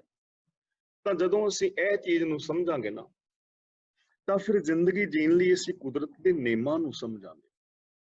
ਉਹਨਾਂ ਨਿਯਮਾਂ ਮੁਤਾਬਕ ਜਦੋਂ ਅਸੀਂ ਜੀਵਾਂਗੇ ਤਾਂ ਅਸੀਂ ਸਰੀਰਕ, ਮਾਨਸਿਕ ਔਰ ਬੌਧਿਕ, ਆਤਮਿਕ ਤੌਰ ਤੇ ਤੰਦਰੁਸਤ ਰਹਿ ਸਕਾਂਗੇ। ਜਿਵੇਂ ਵੀਰ ਜੀ ਨੇ ਪਿੱਛੇ ਸ਼ੂਗਰ ਬਾਰੇ ਦਿੱਤਾ ਸੀ ਨਾ ਆਪਣਾ ਲੈਕਚਰ, ਕਿੰਨਾ ਕੁਝ ਸਮਝਾਇਆ ਸੀ ਕਿ ਸਾਡਾ ਖਾਣ ਪੀਣ ਦਾ ਸੰਤੁਲਨ ਦਾ ਸਾਰਾ ਕੁਝ, ਤਾਂ ਜਿਹਦਾ ਆਚਾਰ ਔਰ ਵਿਹਾਰ ਆਦਿਕ ਠੀਕ ਹੁੰਦਾ ਹੈ, ਆਚਾਰ ਵਿਚਾਰ ਔਰ ਵਿਹਾਰ ਠੀਕ ਹੁੰਦਾ ਨਾ, ਉਹ ਬੰਦੇ ਤੰਦਰੁਸਤ ਜ਼ਿਆਦਾ ਸਮਾਂ ਰਹਿੰਦੇ ਨੇ। ਸੰਸਾਰ ਨੂੰ ਤੇ ਸਾਰਿਆਂ ਨੇ ਛੱਡਣਾ ਹੀ ਹੈ। ਜੇ ਸਾਡਾ ਆਚਰਣ ਠੀਕ ਹੋਵੇ, ਵਿਚਾਰ ਠੀਕ ਹੋਣ, ਸਾਡਾ ਵਿਹਾਰ ਠੀਕ ਹੋਵੇ, ਆਹਾਰ ਖਾਣਾ ਪੀਣਾ ਠੀਕ ਹੋਵੇ, ਤਾਂ ਅਸੀਂ ਕਾਫੀ ਹੱਦ ਤੱਕ ਤੰਦਰੁਸਤ ਰਹਿ ਸਕਦੇ ਹਾਂ।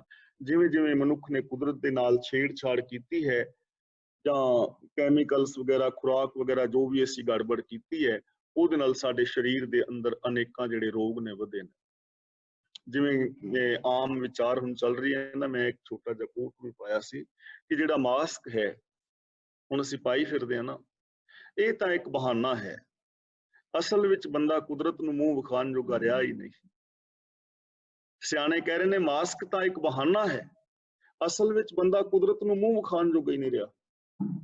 ਜੋ ਕੁਛ ਹੀ ਕਰ ਬੈਠਾ ਕੁਦਰਤ ਦੇ ਨਾਲ ਛੇੜਛਾੜ, ਤੇ ਹੁਣ ਮੂੰਹ ਬੰਨ ਕੇ ਤੁਰਿਆ ਫਿਰਦਾ। ਤਾਂ ਇਹ ਸਾਡੇ ਆਪਣੇ ਕੀਤੇ ਹੋਏ ਜੋ ਕਰਮ ਨੇ, ਉਹਨਾਂ ਦੇ ਨਾਲ ਸਾਨੂੰ ਗੜਬੜ ਹੁੰਦੀ ਹੈ ਨਾ। ਤਾਂ ਗੁਰੂ ਜੀ ਕਹਿੰਦੇ ਨੇ ਕੀਤਾ ਪਸਾਓ ਏਕੋ ਕਵਾਓ, ਤਿਸਤੇ ਹੋਏ ਲੱਖ ਦਰਿਆਓ। ਹੁਕਮ ਦੇ ਅੰਦਰ, ਸਿਸਟਮ ਦੇ ਅੰਦਰ, ਫਿਰ ਬੰਦਾ ਨਾ ਸਿਸਟਮ ਨੂੰ ਸਮਝੇਗਾ ਕਿ ਉਹ ਸਿਸਟਮ ਮੁਤਾਬਕ ਰੱਬੀ ਹੁਕਮ ਦੇ ਅੰਦਰ ਹੁਕਮ ਰਜ਼ਾਈ ਚੱਲਣਾ, ਇਸ ਚੀਜ਼ ਨੂੰ ਸਮਝੇਗਾ ਔਰ ਇਸ ਚੀਜ਼ ਨੂੰ ਸਮਝ ਕੇ ਆਪਣੀ ਜ਼ਿੰਦਗੀ ਨੂੰ ਸੁਖੀ ਬਣਾਏਗਾ, ਸਮਾਜ ਨੂੰ ਸੋਹਣਾ ਬਣਾਏਗਾ, ਪਰਿਵਾਰ ਨੂੰ ਸੋਹਣਾ ਬਣਾਏਗਾ, ਆਪਣੀ ਸੋਚ ਨੂੰ ਮਹਾਨ ਕਰੇਗਾ। ਦੇਖੋ ਕਿੰਨਾ ਸਿੰਪਲ ਜੀਵਨ ਹੈ। ਹੁਣ ਇਹ ਸਾਰੀ ਪੌੜੀ ਦੇ ਵਿੱਚ ਕਿਤੇ ਕਿਹਾ ਕਿ ਮਾਲਾ ਫੇਰੋ, ਕਿਤੇ ਕਿਹਾ ਹੈ ਸਮਾਧੀ ਲਾਓ। ਇੱਕ ਵੀ ਪੰਕਤੀ ਆਈ ਹੈ ਐਸੀ ਜਿਹਦੇ ਵਿੱਚ ਲਿਖਿਆ ਹੋਵੇ ਕਿ ਜੰਗਲਾਂ ਵਿੱਚ ਜਾਓ, ਜਾਂ ਇੱਕ ਵੀ ਪੰਕਤੀ ਆਈ ਹੋਵੇ ਉਹਦੇ ਵਿੱਚ ਕਿਹਾ ਹੋ ਕਿ ਤੁਸੀਂ ਪੈਂਟ ਸ਼ਰਟ ਨਾ ਪਾਓ, ਕੋਈ ਭਾਈ ਮੋਹਰ ਸਿੰਘ ਵਰਗੇ ਕੱਪੜੇ ਪਾਓ? ਕਿਤੇ ਹੈ? ਨਹੀਂ ਹੈ ਨਾ। ਯਾਨੀ ਇੱਥੇ ਪਹਿਨਾਵੇ ਦੀ, ਪੇਖਾਂ ਦੀ, ਕਰਮ ਕਾਂਡਾਂ ਦੀ ਗੱਲ ਹੀ ਨਹੀਂ ਹੈ। ਹੁਕਮ ਦੇ ਅੰਦਰ ਚੱਲ ਕੇ ਅਸੀਂ ਕਿੰਨਾ ਕੁਛ ਪਾ ਸਕਦੇ ਹਾਂ। ਹੁਣ ਅਗਲਾ ਬਚਨ ਕਰਦੇ ਨੇ ਕੁਦਰਤ ਕਵਣ ਕਹਾਂ ਵਿਚਾਰ। ਇੱਥੇ ਕੁਦਰਤ ਦੇ ਤੱਤੇ ਦੇ ਨਾਲ ਸਿਹਾਰੀ ਹੈ। ਕੁਦਰਤ ਫੀਮੇਲ ਜੈਂਡਰ ਹੈ, इत्थे कुदरत का अर्थ है शक्ति, ताकत। कवन, इत्थे कवन भी जिहड़ी है ये फीमेल है विशेषण।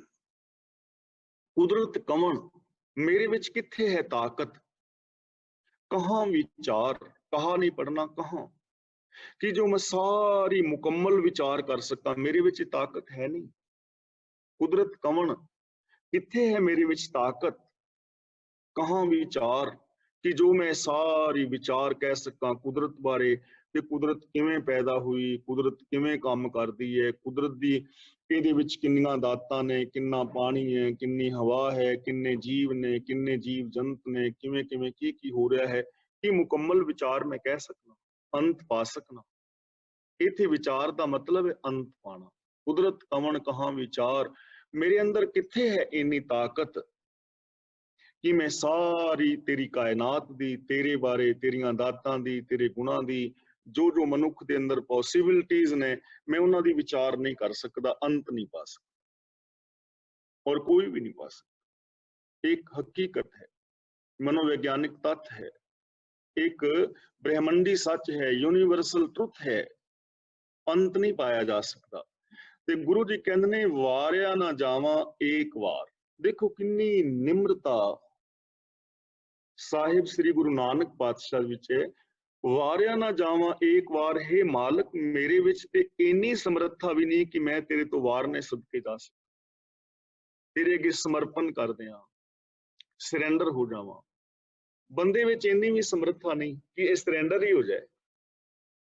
देखो सरेंडर करना सब तो सौखा है ना, लेकिन बंदा रब अगे कुदरत अगे सरेंडर होने लई तैयार नहीं।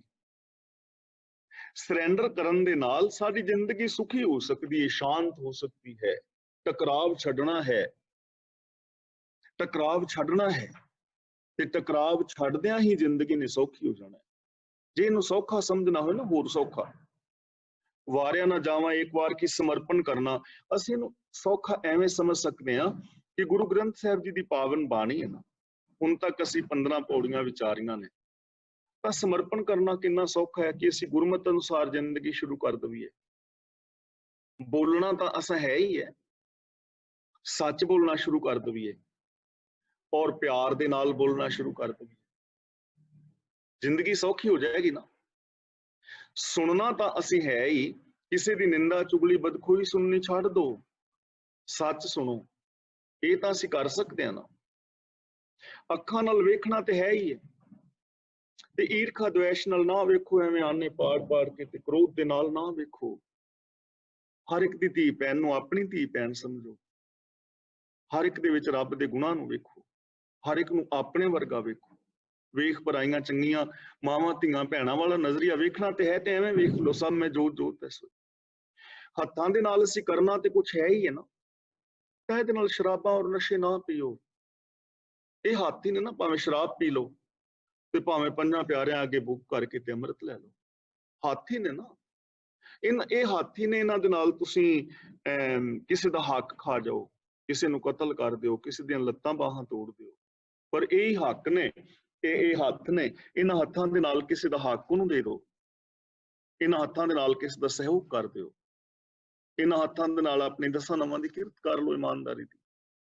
ਪੈਰਾਂ ਦੇ ਨਾਲ ਤੁਰਨਾ ਤੇ ਹੈ ਹੀ ਹੈ ਨਾ ਅਸਾਂ, ਤੇ ਤੁਰ ਕੇ ਬਾਬਿਆਂ ਦੇ ਡੇਰਿਆਂ ਵੱਲ ਨਾ ਜਾਓ, ਮੜੀਆਂ ਕਬਰਾਂ ਵੱਲ ਨਾ ਜਾਓ, ਜੂਏ ਖਾਨਿਆਂ ਵੱਲ ਨਾ ਜਾਓ, ਆਪਣੀ ਕਿਰਤ ਵਾਲੇ ਪਾਸੇ ਜਾਓ, ਗੁਰਦੁਆਰੇ ਸਾਹਿਬ ਚਲੇ ਜਾਓ, ਆਪਣੀ ਕਿਰਤ ਕਰੋ, ਭਲੇ ਰਾਹਾਂ ਤੇ ਤੁਰੋ। ਤੇ ਮਨ ਸਾਡੇ ਨੇ ਸੋਚਣਾ ਤੇ ਹੈ।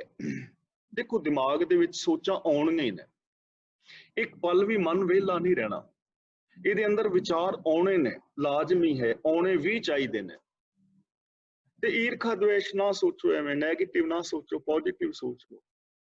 ਕਿਉਂ ਸੋਚਦੇ ਹੋ ਕਿ ਮੇਰੇ ਤੋਂ ਕੁਛ ਨਹੀਂ ਹੋਣਾ, ਹੁਣ ਕਿੱਥੇ ਹੋਣਾ ਹੈ, ਹੁਣ ਤੇ ਮੈਂ ਬੁੱਢਾ ਹੋ ਗਿਆ, ਹੁਣ ਤੇ ਗੋਡੇ ਨਹੀਂ ਰਹਿ ਗਏ, ਹੁਣ ਤੇ ਮੈਨੂੰ ਰੱਬ ਚੁੱਕ ਹੀ ਲਵੇ। ਜਦੋਂ ਉਹਨੇ ਚੁੱਕਣਾ ਉਹਨੇ ਬਿਨਾਂ ਕਹਿਣ ਤੋਂ ਚੁੱਕ ਲੈਣਾ ਹੈ, ਪਰ ਪਹਿਲੋਂ ਹੀ ਤਾਂ ਨਾ ਚੁੱਕੀ ਫਿਰੋ ਆਪਣੇ ਆਪ ਨੂੰ, ਪਹਿਲੋਂ ਹੀ ਤਾਂ ਨਾ ਮਰੀ ਜਾਓ। ਸਵੇਰੇ ਉੱਠਦਿਆਂ ਸਾਰ ਕਹੋ ਵਾਹਿਗੁਰੂ ਨੇ ਮੈਨੂੰ ਖੁਸ਼ੀਆਂ ਭਰੀ ਜ਼ਿੰਦਗੀ ਬਖਸ਼ੀ ਹੈ, ਮੇਰੇ ਚਿਹਰੇ ਤੇ ਨੂਰ ਹੈ, ਮੇਰੇ ਬੁੱਲਾਂ ਤੇ ਮੁਸਕਰਾਹਟ ਹੈ, ਮੇਰੀਆਂ ਅੱਖਾਂ ਵਿੱਚ ਚਮਕ ਹੈ, मैं उत्साह दे नाल भरिया होया हाँ, मैं चढ़दी कला दे विच हाँ, मेरा विहार बड़े प्यार और सत्कार वाला है, मैं हर एक दे नाल प्यार करना, हर एक नाल सत्कार करना, ईमानदारी नाल मैं अपने कर्म करदा हाँ, मैनूं अपना काम वकत दे नाल करके बड़ी खुशी हुंदी है।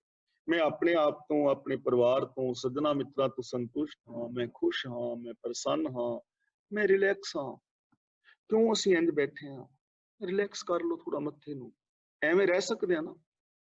ਤਾਂ ਗੁਰੂ ਪਾਤਸ਼ਾਹ ਜੀ ਕਹਿੰਦੇ ਨੇ ਵਾਰਿਆ ਨਾ ਜਾਵਾਂ ਇੱਕ ਵਾਰ, ਮਨੁੱਖ ਦੀ ਸਮੱਸਿਆ ਦੇਖੋ ਵੀ ਇਹ ਸਰੈਂਡਰ ਵੀ ਨਹੀਂ ਹੋ ਰਿਹਾ, ਇਹ ਸੰਘਰਸ਼ ਕਰਨਾ ਛੱਡ ਨਹੀਂ ਰਿਹਾ ਕੁਦਰਤ ਦੇ ਖਿਲਾਫ।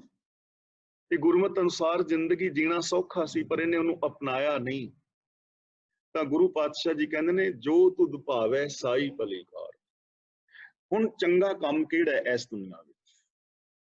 ਸਾਡੀ ਜ਼ਿੰਦਗੀ ਦੇ ਅੰਦਰ ਚੰਗਿਆਈ ਕੀ ਹੈ? ਸਭ ਤੋਂ ਚੰਗਾ ਕੰਮ ਕਿਹੜਾ ਹੈ? ਅਸੀਂ ਕਿਹੜਾ ਕੰਮ ਕਰੀਏ? ਪੁੱਛਨੇ ਆ ਨਾ ਵੀ ਚੰਗੀ ਜ਼ਿੰਦਗੀ ਕਿਹੜੀ ਹੈ, ਚੰਗੇ ਕੰਮ ਕਿਹੜੇ ਨੇ? ਗੁਰੂ ਜੀ ਕਹਿੰਦੇ ਨੇ ਜੋ ਤੁਧ ਭਾਵੈ ਸਾਈ ਭਲੀ ਕਾਰ। हे ਪ੍ਰਭੂ ਉਹ ਕੰਮ ਚੰਗਾ ਹੈ ਜਿਹੜਾ ਤੈਨੂੰ ਭਾ ਜਾਏ, ਯਾਨੀ ਜਿਹੜਾ ਕੰਮ ਤੇਰੇ ਭਾਣੇ ਤੋਂ ਵਿਰੁੱਧ ਹੈ ਉਹ ਕੰਮ ਚੰਗਾ ਨਹੀਂ ਹੈ। ਜੋ ਲਾ ਆਫ ਨੇਚਰ ਨੂੰ ਮੈਂ ਤੋੜ ਕੇ ਕਰ ਰਿਹਾ ਉਹ ਕੰਮ ਚੰਗਾ ਨਹੀਂ। ਜੋ ਸਿਸਟਮ ਮੁਤਾਬਕ ਹੈ ਉਹ ਕੰਮ ਚੰਗਾ ਹੈ ਜੋ ਤੈਨੂੰ ਭਾਏ। ਗੁਰੂ ਨੂੰ ਹੁਣ ਕੀ ਚੰਗਾ ਲੱਗੇਗਾ, ਰੱਬ ਨੂੰ ਕੀ ਚੰਗਾ ਲੱਗੇਗਾ? ਕੀ ਅਸੀਂ ਇੱਕ ਦੂਜੇ ਨੂੰ ਗਾਲਾਂ ਕੱਢੀਏ ਤੇ ਰੱਬ ਬੜਾ ਖੁਸ਼ ਹੋਏਗਾ? ਨਹੀਂ ਨਾ।